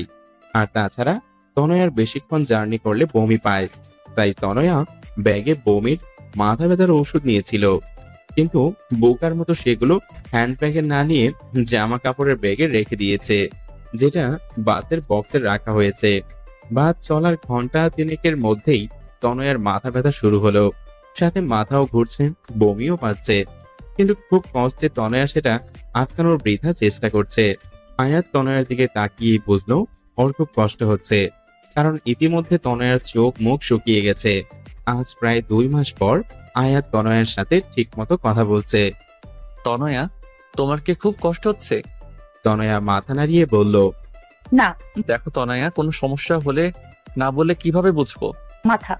এটুকু বলার সাথে সাথে বমি করে দিল। আর কোনো কথা বলতে পারছে না, শুধু বমি করাটাকে থামানোর বৃথা চেষ্টা করছে। আয়াত সাথে সাথে ড্রাইভারকে বাস থামাতে বলল। ড্রাইভার বাস থামানোর পর আয়াত তনয়াকে রাস্তার ধারে বসিয়ে পানি দিল। তনয়ার বমি করা দেখে কোনো বন্ধুই ওর কাছে আসলো না, কারণ ব্যাপারটা স্বাভাবিক। মানুষ বমি জিনিসটাকে বড্ড অস্বস্তিকর বিষয় ভাবে, কিন্তু আয়াত তনয়ার কাছে গিয়ে ওর পিঠে হালকাভাবে হাত বুলিয়ে দিচ্ছিল, ওকে পানি খাইয়ে দিল, ওর মুখটা ভালোভাবে পরিষ্কার করে দিচ্ছিল। তনয়া অপলক দৃষ্টিতে আয়াতের দিকে তাকিয়ে ভাবছে, লোকটার প্রত্যেকটা কাজে আমার প্রতি ভালোবাসার অনুভূতি পাই, কিন্তু কেন আমাকে নিজের থেকে এত দূরে রাখে? কি তার সে সমস্যা? তারপর তনয়াকে ঔষধ খাইয়ে সবাই আবার বাসে ওঠে। বমি করার পর তনয়া অনেকটা ক্লান্ত হয়ে পড়ে, যার কারণে তনয়া কিছু দূর যেতেই ঘুমিয়ে পড়ে। বাসের প্রায় সবাই অনেক ভয় হুল্লার করার কারণে ক্লান্ত হয়ে ঘুমাচ্ছে। আয়াত দেখলো তনয়ার মাথাটা বারবার নিচের দিকে পড়ে যাচ্ছিল, যেমন ঘুমের মাঝে মানুষের হয় আর কি। তাই আয়াত নিজের হাতটা তনয়ার কাঁধে রেখে তনয়ার মাথাটাকে নিজের কাঁধে রাখলো। আয়াত অপলক দৃষ্টিতে তনয়ার দিকে তাকিয়ে আছে আর ভাবছে, ইস, যদি সারা জীবনের মতো তোমাকে এভাবে রাখতে পারতাম। কিন্তু হয়তো আমার ভাগ্যে তোমাকে পাওয়াটা নাই। তোমাকে পেলে হয়তো জীবনে কোনো চাওয়া থাকতো না, কিন্তু বিবেকের কাছে আবেগ আর সমস্ত চাওয়া সব সময় পরাজিত। আমি জানি তোমাকে ভালোবাসাটা আমার তুচ্ছ আবেগ না, কিন্তু সত্যিকারের ভালোবাসাটাও এক ধরনের তীব্র আবেগ। খুব ইচ্ছা করে এই পিচ্চি তনয়াটাকে আমার হৃদয় খাঁচায় সারা জীবনের জন্য বন্দি করে রাখি, কিন্তু আমি জানি হয়তো তা সম্ভব না। আমি তোমাকে আমার সমস্যার কথাগুলো বললে হয়তো তোমার জীবনটা তছনছ হয়ে যাবে, তোমার ভবিষ্যৎটা নষ্ট হয়ে যাবে, কারণ কষ্ট সহ্য করার বয়সটা যে তোমার এখনো হয়নি। আয়াত তনয়ার দিকে তাকিয়ে থাকতে থাকতে ঘুমিয়ে পড়ে। কিছুক্ষণ পর তনয়ার ঘুম ভাঙে, কিন্তু তনয়ার মনে হচ্ছে কারো হৃদয়ের মাঝে আছে ও। মাথাটা হালকা ওঠাতেই দেখে আয়াতের কাঁধে ওর মাথাটা রাখা। নিজের অজান্তেই তনয়ার মুখে হাসি ফুটে উঠল। তনয়া ভাবছে, ভবিষ্যতে আমি আয়াত স্যারকে পাবো কিনা জানি না, তার সাথে সারা জীবন কাটাতে পারবো কিনা জানি না, কিন্তু এই যে মুহূর্তগুলো তার সাথে কাটাচ্ছি, এর থেকে সুন্দর মুহূর্ত আর আমার জীবনে আসবে কিনা আমি তাও জানি না, কিন্তু এই মুহূর্তগুলোকে আমি আমার সবটা দিয়ে উপভোগ করতে চাই। হঠাৎ রাস্তার উঁচু নিচু ঢালে বাস লাফিয়ে ওঠায় আয়াতের ঘুম ভেঙে গেল। তনয়াও অনেকটা হকচকিয়ে উঠল। তনয়া আয়াতের দিকে তাকিয়ে লজ্জা পেয়ে বাইরের দিকে তাকালো। তনয়া, তোমার এখন কেমন লাগছে? আগের থেকে অনেকটা বেটার স্যার। কিছু খাবে? না স্যার। এর মধ্যেই বাস ঢাকা পৌঁছে গেল। ঢাকার প্রায় ঘন্টাখানেক বাস থামলো। সবাই খাবারের জন্য হোটেলে ঢুকলো। সবাই যে যার মতো খাচ্ছে, কিন্তু আয়াত তনয়াকে শুধু ভাত, করলা ভাজি আর ডাল দিল। আমি এগুলো খাবো না। সেটা বললে তো হবে না, এখনো অনেকটা পথ জার্নি করতে হবে। অন্য কিছু খেলে তুমি আবার বমি করবে। দেখো, তোমাকে সাপোর্ট করতে আমিও একই খাবার খাচ্ছি। প্লিজ খাও তনয়া, নয়তো তোমার শরীর আরো খারাপ লাগবে। তনয়া আয়াতের কথা আর ফেলতে পারলো না, তাই কষ্ট হলেও খাবারটা খেয়ে নিল। তারপর আয়াত ওকে বমির আর মাথা ব্যথার ঔষধ খাওয়ালো। ঢাকা থেকে কক্সবাজার পৌঁছাতে অনেক রাত হয়ে গেল। তনয়া আর বমি করেনি। হোটেল আগে থেকেই বুকিং করা ছিল, তাই কোনো সমস্যা হলো না। যেহেতু রাত অনেক, সবাই খুব ক্লান্ত ছিল, তাই খেয়েই সবাই ঘুমিয়ে পড়ল। পরের দিন সকালে সবাই যে যার মতো বিচে ঘুরতে গেল। আয়াত আর তনয়ার আসার কথা শুনে লিমাও সেখানে আসলো, কারণ লিমা তো চট্টগ্রামেই থাকে। লিমাকে আয়াত তনয়ার সাথে হওয়া কথা সবটা খুলে বলল। কিন্তু আয়াত, তুই কি সত্যি ওকে ভালোবাসিস না? না। এই মিথ্যাটা না অন্য কারো কাছে বলিস, একেবারে ফ্লপ মার্কা অ্যাক্টিং।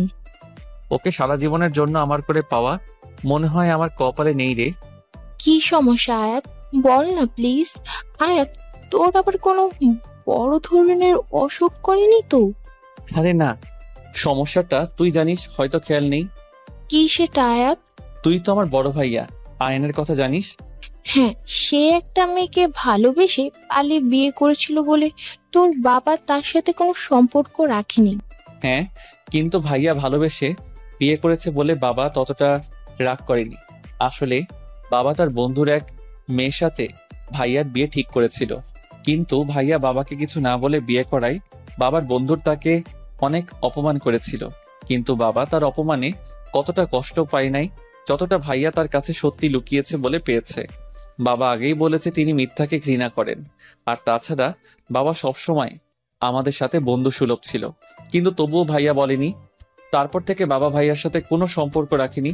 আমি অনেকবার চেষ্টা করেছি বাবাকে বোঝানোর, কিন্তু তিনি আমার কোনো কথাই শোনেননি। আসলে মানুষ একবার তীব্র কষ্ট পেলে তার মনটা পাথরের মতো হয়ে যায়, তখন শত আবেগ অনুভূতি তার মনকে ছুঁতে পারে না। বাবার ক্ষেত্রেও তাই হয়েছে। কিন্তু আয়াত, তোর ভাইয়ার ভালোবাসার সাথে তোর ভালোবাসার কি সম্পর্ক? হ্যাঁ, সেটাই বলছি। আচ্ছা লিমা, তুই কি জানিস তনয়া আমাকে ঠিক কতদিন ধরে ভালোবাসে? হ্যাঁ, প্রায় 4 বছর। না, 3 বছর 8 মাস ধরে আমি তনয়ার চোখে আমার জন্য ভালোবাসা দেখেছি। কিন্তু জানিস আমি তনয়াকে ঠিক কতদিন ধরে ভালোবাসি? ঠিক কতদিন বলতে পারবো না, তবে তনয়ার থেকে কম দিন। 4 বছর 13 দিন। কি, তুই তনয়াকে আগে থেকেই চিনতিস? হ্যাঁ, তনয়াকে আমি প্রথম দেখি আমার এক বন্ধু রবির বাসায়, আর প্রথম দেখায় তনয়ের উপর কেমন যেন একটা অনুভূতি কাজ করা শুরু করে দিয়েছিল। রবির ছোট বোনের জন্মদিনে এসেছিল তনয়া, কারণ তনয়া রবির বোনের বান্ধবী। জানিস রবির ছোট বোনকে? কে? তনয়ার সবচেয়ে কাছের বান্ধবী নেহা। তারপর নেহার থেকেই তনয়ার সম্বন্ধে সবকিছু জানি। সব জেনে দেখলাম তনয়া আমার থেকে প্রায় 6 বছরের ছোট।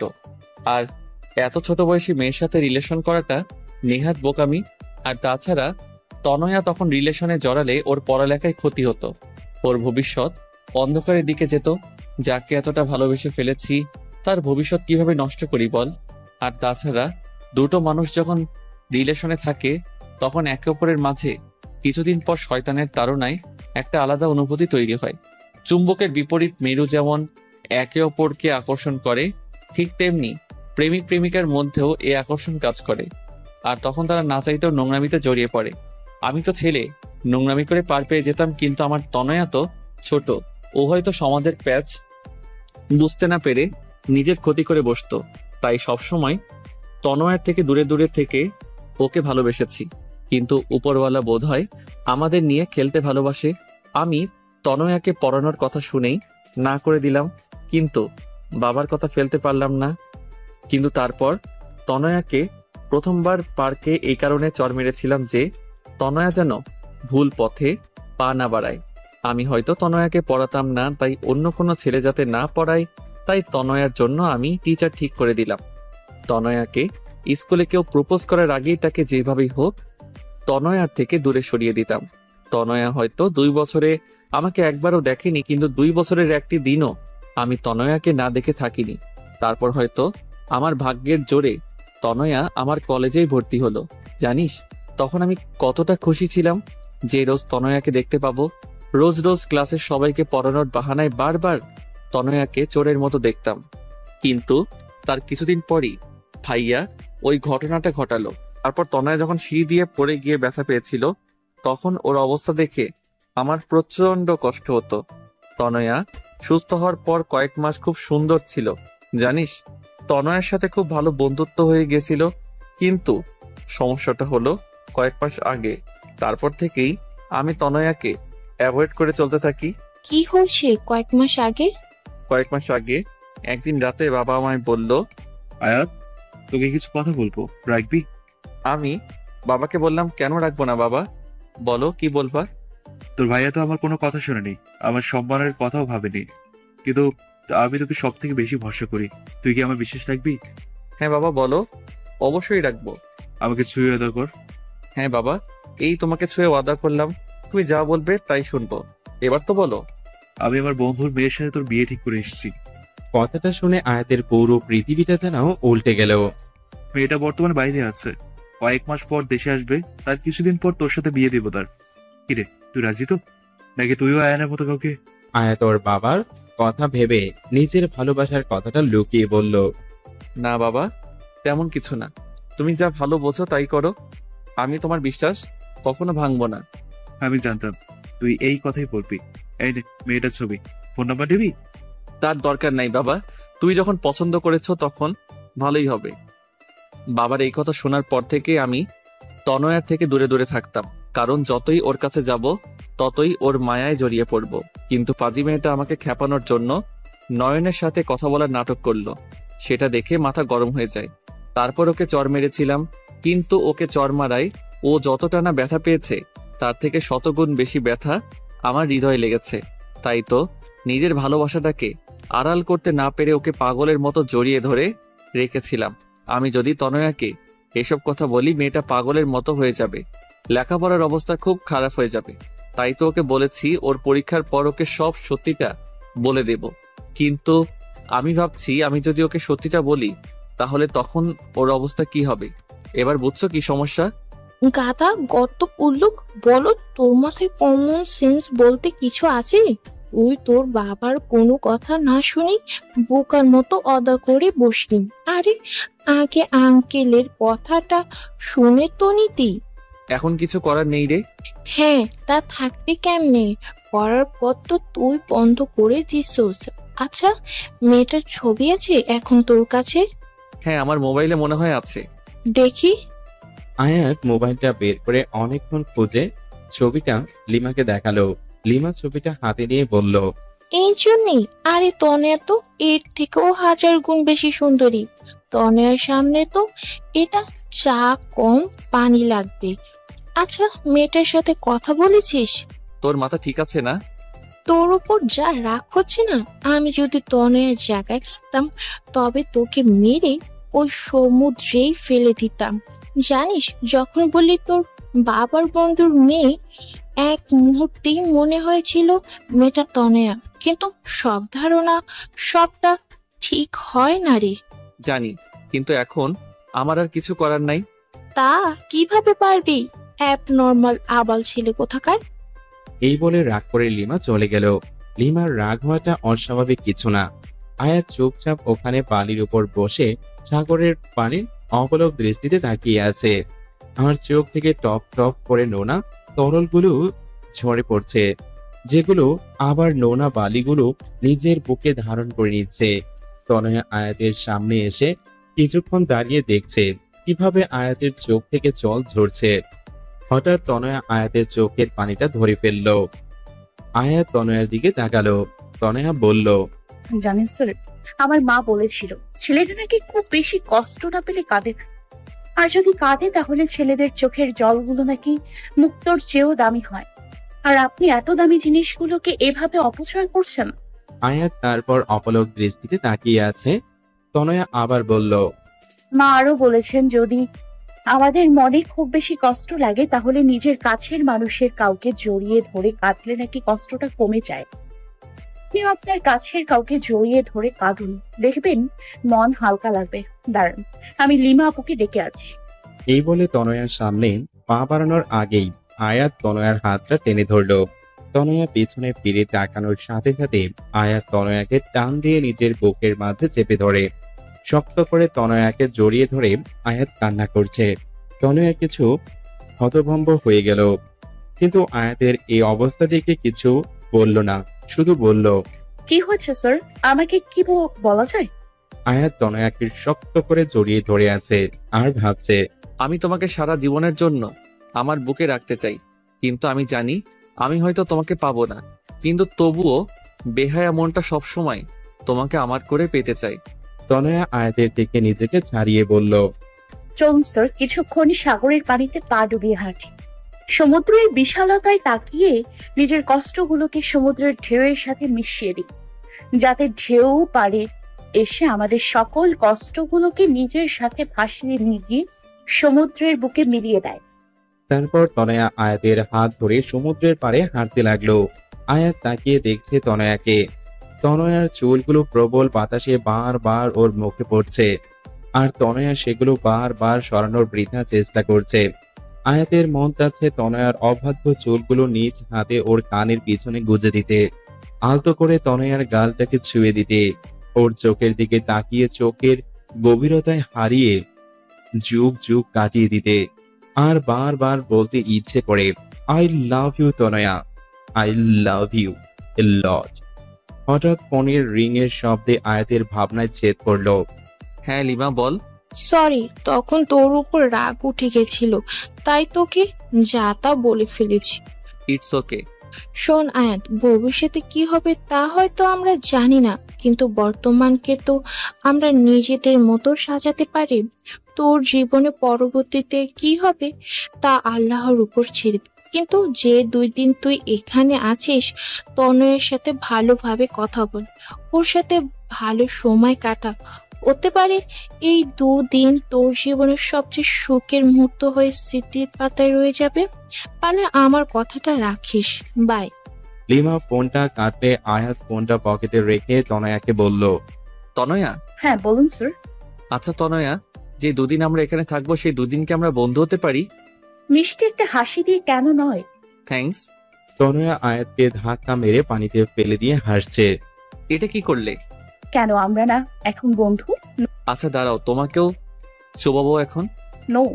বলে দিল দৌড়। সারা দিন দুজনে অনেক মজা করলো। তারপর সন্ধ্যাবেলা দুজন হেঁটে হেঁটে হোটেলে ফিরছিল। তখন আয়াত হাঁটছে আর ভাবছে, যেদিন তনয়া সত্যিটা জানবে ও ঠিক কিরকম রিয়াক্ট করবে তা ভেবেই মনটা সমুদ্রে ওঠা অশান্ত ঝড়ের মতো উথাল পাথাল করছে। কক্সবাজারে যে 2 দিন ছিল সে 2 দিন আয়াত আর তনয়া খুব সুন্দর সময় কাটিয়েছে। লিমার সাথেও ওরা দুজন অনেক জায়গায় ঘুরেছে। তনয়া আয়াতকে সুন্দর একটা শামুকের তাজমহলের শোপিস গিফট করলো। আয়াত প্রথমে নিতে চাইনি, কিন্তু তনয়ার ছেলে মানুষের কাছে হার মানতে হলো। স্যার জানেন, তাজমহল হচ্ছে ভালোবাসার প্রতীক। আয়াত তনয়ার কথার কোনো উত্তর দিল না, শুধু তনয়াকে সুন্দর একটা ওড়না গিফট করলো। তনয়া ওড়নাটা পেয়ে ভীষণ খুশি। তনয়া মনে মনে ভাবছে হয়তো পরীক্ষার পর স্যার ওকে প্রপোজ করবে।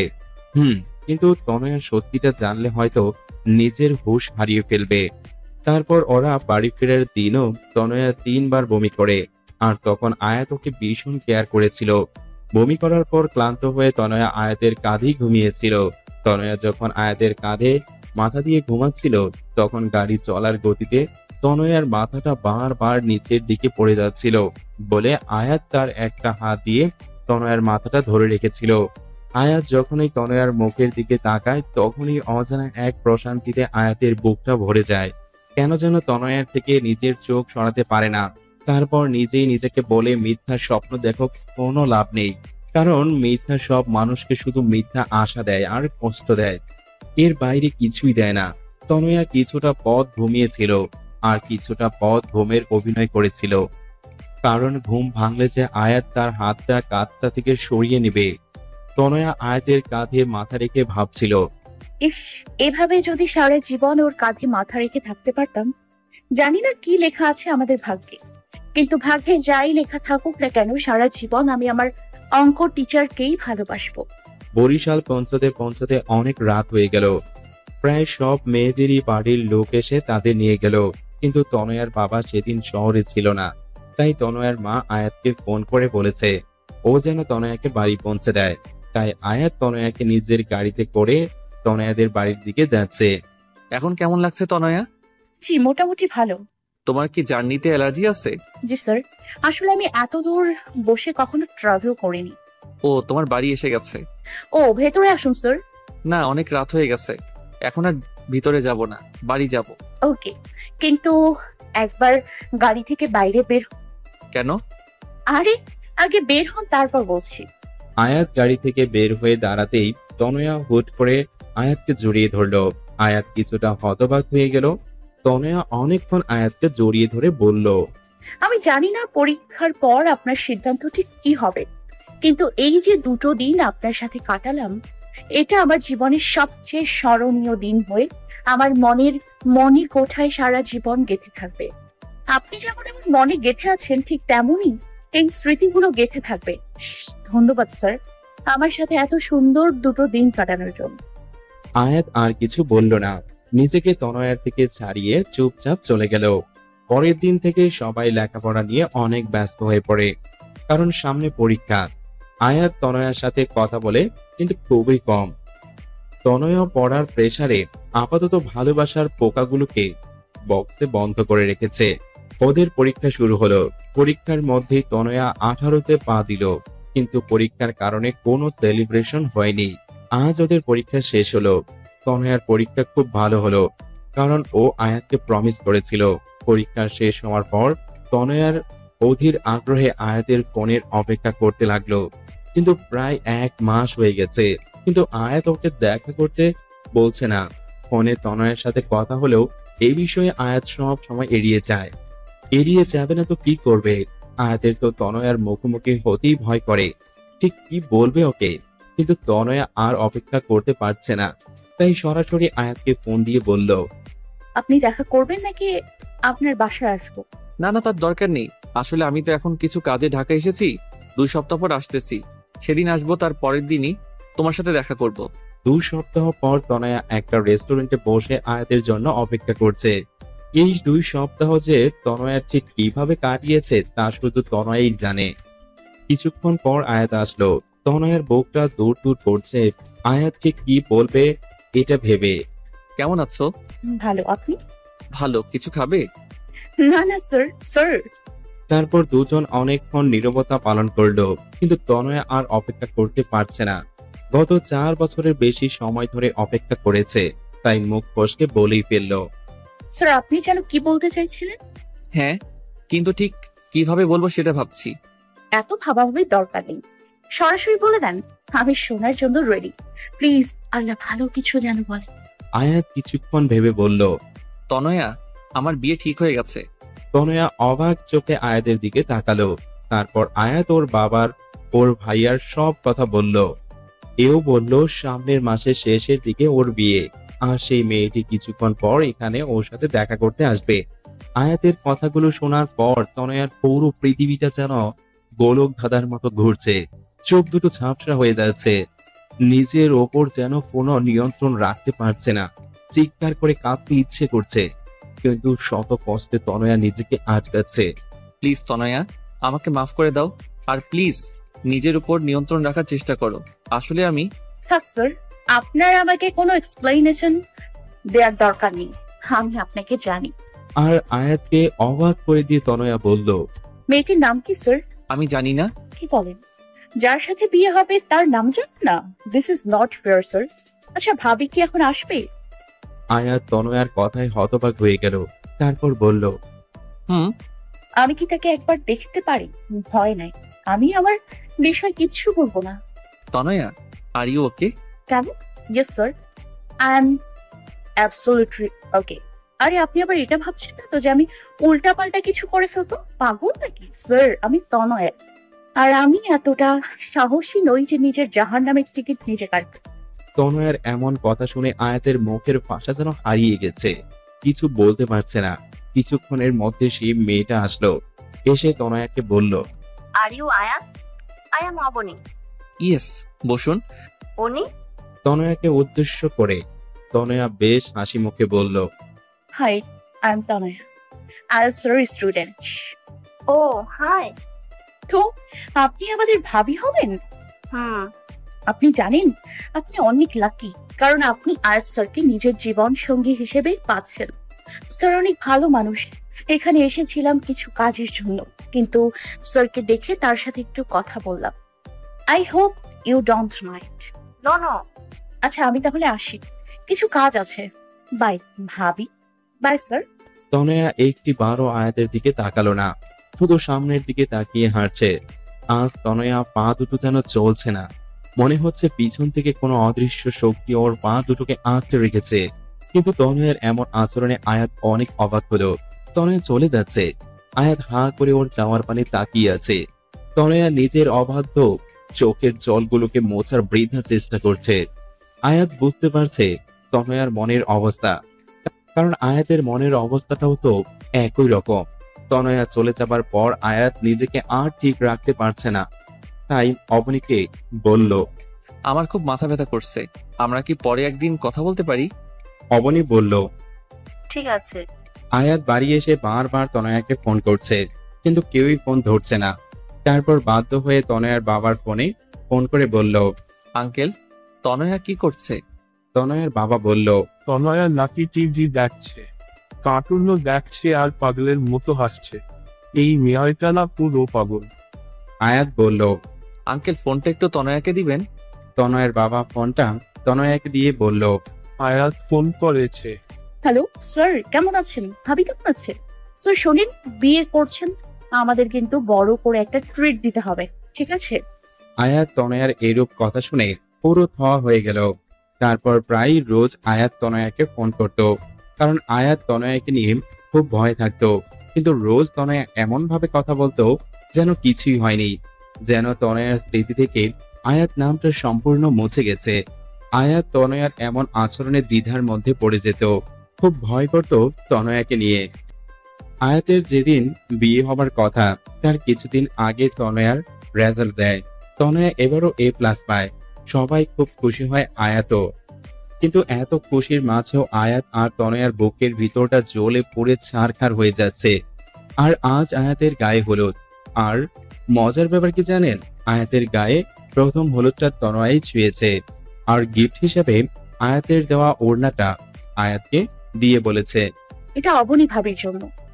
কারোর শখের জিনিস নিজের কাছে রাখতে নেই। আয়াত কোনো কথা না বলে চুপচাপ ওড়নাটা হাতে নিল। সবার সাথে খুব হাসি হাসি মুখ করে কথা বলেছে তনয়া, কিন্তু ওর মনের ভিতরটা হয়তো আয়াত ছাড়া আর কেউই বুঝতে পারছে না। গায়ে হলুদের পর্ব শেষে আয়াত তনয়াকে বলল, তোমার সাথে আমার কিছু কথা আছে, আমার সাথে এসো। তনয়া আয়াতের সাথে সাথে বলল, হ্যাঁ বলুন স্যার। তনয়া, তুমি কি করে এতটা স্বাভাবিক আছো বলো? কেন স্যার, অস্বাভাবিক হওয়ার মতো কিছু হয়েছে কি? আয়াত এবার নিজের রাগ কন্ট্রোল করতে পারল না। ঠাস করে তনয়ার গালে কষিয়ে একটা চড় মেরে দিয়ে বলল, এই মেয়ে, তুমি কি কিছু বোঝো না নাকি? নাকি তোমার বোধগম্য শক্তি সব শেষ হয়ে গেছে? তনয়া নিজের গালে হাত দিয়ে, আবার মারলেন? এবার কোন অধিকারে মারলেন? আর হ্যাঁ, you are too late sir. আর কথাটা বলার আগেই আয়াত তনয়াকে দেয়ালের সাথে চেপে ধরে বলল, অধিকার কি? অধিকার, তাই না? তোমার উপর যদি আমার অধিকার না থাকে তাহলে কারো নাই। এত রাগ দেখানোর কোনো প্রয়োজন নেই। কিসের জোরে আপনি আমার উপর অধিকার খাটাচ্ছেন? এই বলে তনয়া চলে যেতে চাইলে আয়াত তনয়াকে আরো শক্ত করে দেওয়ালের সাথে চেপে ধরে। আয়াত তনয়ার একদম কাছে চলে যায়, এতটা যে একে অপরের নিঃশ্বাসের অনুভূতি পাচ্ছিল। আয়াত তনয়ার কাছে গিয়ে বলল, আমার ভালোবাসার জোরে আমি তোমার উপর অধিকার খাটাচ্ছি। তনয়া ধাক্কা দিয়ে আয়াতকে দূরে সরিয়ে দিয়ে বলে, একদিন পর যে অন্য একজনকে নিজের স্ত্রী হিসেবে স্বীকার করবে, তার মুখে ভালোবাসা, অধিকার নামক কথা শোভনীয় লাগে না। আয়াত তনয়ার হাতটা শক্ত করে ধরে বলে, চলো, আজ এখন সবার সামনে আমি তোমাকে বিয়ে করব। দেখি কে কি করে, আমি কারো পরোয়া করি না। প্লিজ স্যার, রাগের মাথায় কোনো কাজ করবেন না। রাগ মানুষের গোছানো কাজকেও নষ্ট করে দেয়। প্লিজ বোঝার চেষ্টা করুন স্যার। Just shut up. আয়াত তনয়াকে ওর বাবার কাছে নিয়ে যাবে, এর মধ্যে লিমা এসে বলল, আয়ান ভাইয়া এসেছে তার বউ নিয়ে। কি? আর বাবা? আয়াত তনয়া লিমা তাড়াতাড়ি আয়াতের বাবার কাছে যায়। গিয়ে দেখে আয়াতের বাবা আয়ান ভাইয়ার সাথে কথা বলছেন। আজ আয়াতের জন্য তোমাকে মাফ করে দিলাম। দেখো, আজ আয়াত আমাকে কত খুশি করে দিচ্ছে। দেখো, আয়াত আমাকে দেয়ার কথা রেখেছে, তাই এই খুশির কারণে আমি তোমাকেও মাফ করে দিলাম। আয়াতের বাবার এই খুশি দেখে আয়াত আর কিছু বলতে পারল না। তনয়া আয়াতকে সাইডে এনে বলে, দেখুন স্যার, আজ আপনার বাবা কত খুশি। আপনি কি চান তারই খুশিটা নষ্ট হয়ে যাক? দেখুন স্যার, আমার আপনার উপর কোনো রাগ বা ক্ষোভ নেই। কেন জানেন?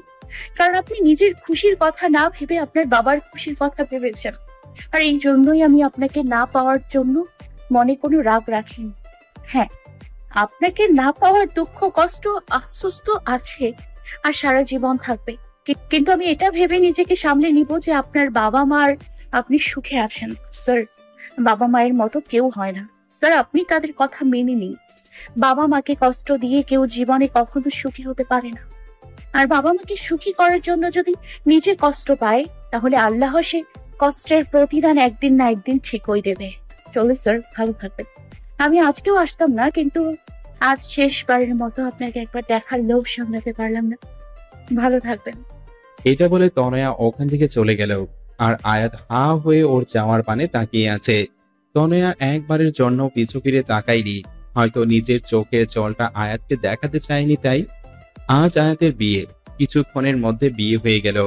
আয়াতের ভোরের মতো লাগছে, একটা ভোরের মধ্যে বিয়েটা হয়ে গেল। আয়াত মুখ থেকে যখন কবুল বলেছিল, তখন ওর কলিজাটা যেন ছিঁড়ে যাচ্ছিল। বিয়ে হবার কিছুক্ষণ পর আয়াত তনয়ার কাছে ফোন করলো। ফোনটা নেহা ধরলো। হ্যাঁ স্যার, বলেন। নেহার গলা শুনে আয়াতের বুকে অজানা ভয়ে ধক করে উঠল। তনয়া কোথায়? বেঁচে আছে, ভয় নাই আপনার, আমার পাশেই আছে। কিন্তু আমি আপনাকে ওর সাথে কথা বলতে দিব না। আপনি আপনার নতুন বউয়ের কাছে যান। এই বলে নেহা ফোনটা কেটে দিল।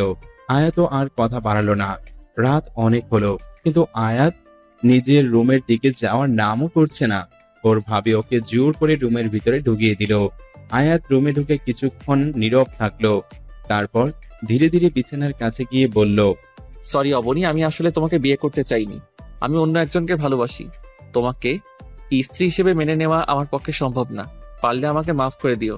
এই বলে আয়াত যাওয়া ধরলেই মেয়েটা আয়াতের হাতটা টান দিয়ে ধরে বিছানায় ফেলে দিয়ে আয়াতের পাঞ্জাবির কলার ধরে বলল, ওই, আমাকে কি রবি সিমের মতো ফ্রি পাইছেন যে যখন খুশি চড় মারবেন, যখন খুশি ভালোবেসে জড়িয়ে ধরবেন, যখন খুশি বলবেন বিয়ে করবেন না, আবার বিয়ে করে বলবেন স্ত্রী হিসেবে মেনে নেবেন না?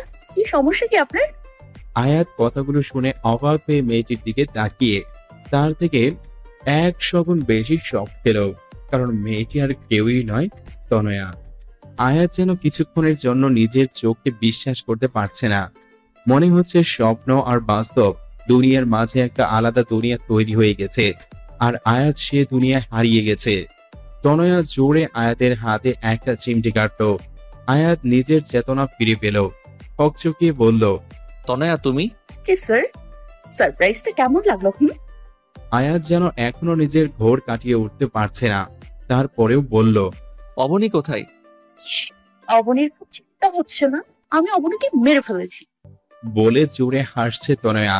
আয়াত যেন কিছুই বুঝতে পারছে না। এর মধ্যে কে যেন দরজায় টোকা দিল। আয়াত দরজাটা খুলে দেখে অবনী দাঁড়িয়ে হাসছে। দুলা ভাই, হোয়াটসঅ্যাপ? এখনো বাসা শুরু করেননি কেন? আমার জন্য ওয়েট করছিলেন বুঝি? আয়াত আবার একটা ধাক্কা খেল। ত্রিধকে তনয়া আর অবনী মিলে হাসতেছে। এর মধ্যে বাড়ির সব লোক, যেমন আয়াতের বাবা, মা, ভাইয়া, ভাবি, লিমা আর নেহা সেখানে উপস্থিত হলো এবং সবাই হাসছে। আয়াত যেন বোকা হয়ে গেছে। কোনটা সত্যি কোনটা মিথ্যা তা যেন একটা ভ্রমের মতো লাগছে ওর কাছে। বাবা, এসব কি হচ্ছে? আমি জানতাম না যে আমার ছেলে তার বাবা মায়ের জন্য নিজের ভালোবাসার মানুষকেও ছাড়তে পারে। মানে? তোমার বিয়ে কখনোই অবনীর সাথে ঠিক হয়নি। তোমার বিয়ে অনেক আগে থেকেই তনয়ের সাথে ঠিক হয়ে আছে। আয়াত চোখ বড় বড় করে বলে, কি? তাহলে অবনী? অবনী তনয়ের কাজিন। তনয়া যখন আমাদের বাসায় পড়তে আসতো তখন থেকে আমি বুঝেছিলাম যে তুমি তনয়াকে ভালোবাসো, কিন্তু আমি দেখতে চেয়েছিলাম তুমি তোমার বাবাকে কতটা ভালোবাসো। তাই তোমার বিয়ে তনয়ের সাথে ঠিক করেছিলাম, কিন্তু ছবি দেখালাম অবনীর, মানে তনয়ের কাজিনের। কিন্তু আমি শেষ পর্যন্ত দেখতে চাইছিলাম যে তুমি তনয়ের ভালোবাসায় মোহিত হয়ে নিজের বাবা মাকে ছেড়ে যাও কিনা, কিন্তু তুমি তাই করোনি। তুমি তোমার বাবা মায়ের চাওয়াটাকে প্রাধান্য দিয়েছো। তোমাকে নিয়ে আজ আমার সত্যিই গর্ব হচ্ছে। তার মানে তনয়া সব জানতো? না, তনয়া জানে মাত্র 3 মাস ধরে, কারণ তনয়ার জন্মদিনে তনয়াকে আমি উপহার স্বরূপ তার অঙ্ক টিচারকে গিফট করেছি, কারণ তনয়াই আমাকে ভালোবাসার আসল মানে শিখিয়েছে। তোমার ভাইয়া আর ভাবিকেও সে ফিরিয়ে এনেছে। সরি স্যার, আমার জন্মদিনের দিন যখন বাবা সব খুলে বললো তখন আমি খুশিতে ঠিক কি করব ভেবে পাচ্ছিলাম না। আপনার সামনে দুঃখিত হবার অ্যাক্টিং করতে আমার ভীষণ খারাপ লেগেছে, কিন্তু আমি আপনার বাবাকে ওয়াদা করেছিলাম আপনাকে কিচ্ছু বলবো না, তাই। তারপর লিমা আর নেহা একসাথে বলে উঠল, আমরাও সরি, আসলে কিছুদিন আগে থেকে আমরাও সবটা জানি। আয়াত রাগে দুঃখে কোনো কথা বলতে পারছে না। রাগের চোটে ওখান থেকে সোজা ছাদে চলে গেল। বাবা, উনি তো রাগ করলেন, এখন আমি কি করব? আমাদের মতো বুড়ো বুড়িদের এর মধ্যে নাটানোই ভালো। আয়না মা, চল, অনেক রাত হয়েছে। এই বলে তারা চলে গেলেন। আমি এর মধ্যে নাই, আমার বাচ্চা কাছে যাই। আমাদের অনেক কাজ আছে, চলো চলো। দেখ তনয়া, সামনেটা তো তোরই, তাই রাগটাও তুই ভাঙা। আমি যাই, নয়নের সাথে একটু ফোনে প্রেম টেম করে আসি। By deer. তনয়া বোকার মতো সবার চাওয়ার পানে তাকিয়ে রইল। তারপর মনে মনে বলল, সবগুলো এক একটা বজ্জাতের হাড্ডি, আমিও দেখে নিব। তনয়া ধীর পায়ে ছাদে উঠে দেখে ছাদের এক কোনায় আয়াত দাঁড়িয়ে আছে। তনয়া কি করবে ঠিক ভেবে পাচ্ছে না, তাই আস্তে আস্তে গিয়ে আয়াতকে পিছন থেকে জড়িয়ে ধরল। তারপর আয়াতকে নিচের দিকে ফিরিয়ে বলল, সরি স্যার। আয়াত কোনো কথা না বলে তনয়াকে শক্ত করে জড়িয়ে ধরে হু হু করে কেঁদে ওঠে। আয়াতের কান্না দেখে তনয়াও কেঁদে ফেলে। তারপর বলে, বললাম তো সরি। সরি বললেই সব ঠিক হয়ে গেল বুঝি? জানো এই কয় মাস কি রকম মানসিক চাপের মধ্যে দিয়ে গেছি? ইস, মাত্র কয় মাস, আর আমাকে যে 4.5 বছর ধরে রেখেছেন তার বেলায় ইটস রিভেঞ্জ। এখন শোধ করুন। তনয়ার কথা শুনে আয়াত মুচকি হেসে বলল, তাহলে তো তুমি কম, কারণ আমি তোমাকে কবে থেকে ভালোবাসি জানো? জানি, লিমা আপু বলেছে। স্যার, যা হয়েছে সব ভুলে যান না প্লিজ, চলুন না নতুন করে শুরু করি। কি করে শুরু করি বলো তো? কেন, আবার কি হয়েছে? তুমি তো এখনো সেই স্যারের আটকে রয়েছো। আমি এখন তোমার বর, বুঝলা? আয়াত তনয়াকে শক্ত করে জড়িয়ে ধরে কপালে একটা ভালোবাসার পরশ রেখে দেয়। That's not fair sir. Why? চর মারলেন গালে আর ভালোবাসা কপে? শুধু গালে কেন, সব জায়গায় ভালোবাসা দিয়ে দিই। একদম না। তা বললে তো হবে না ম্যাডাম, 5 বছর ধরে ওয়েট করছি, আর পারবো না। তনয়া এখন অঙ্কের উপর অনার্স করেছে, আর মজার বিষয় কি জানেন, আয়াতও সেই কলেজেরই প্রফেসর গিরি শুরু করেছে। তনয়াকে দুবেলা অঙ্কের সাথে সাথে ভালোবাসার পাঠটাও শিখায়। মন থেকে যদি কাউকে সত্যিকারের ভালোবেসে চান, তাহলে আল্লাহ নিশ্চয়ই আপনার সাথে তার মিলন দিবে। সমাপ্ত।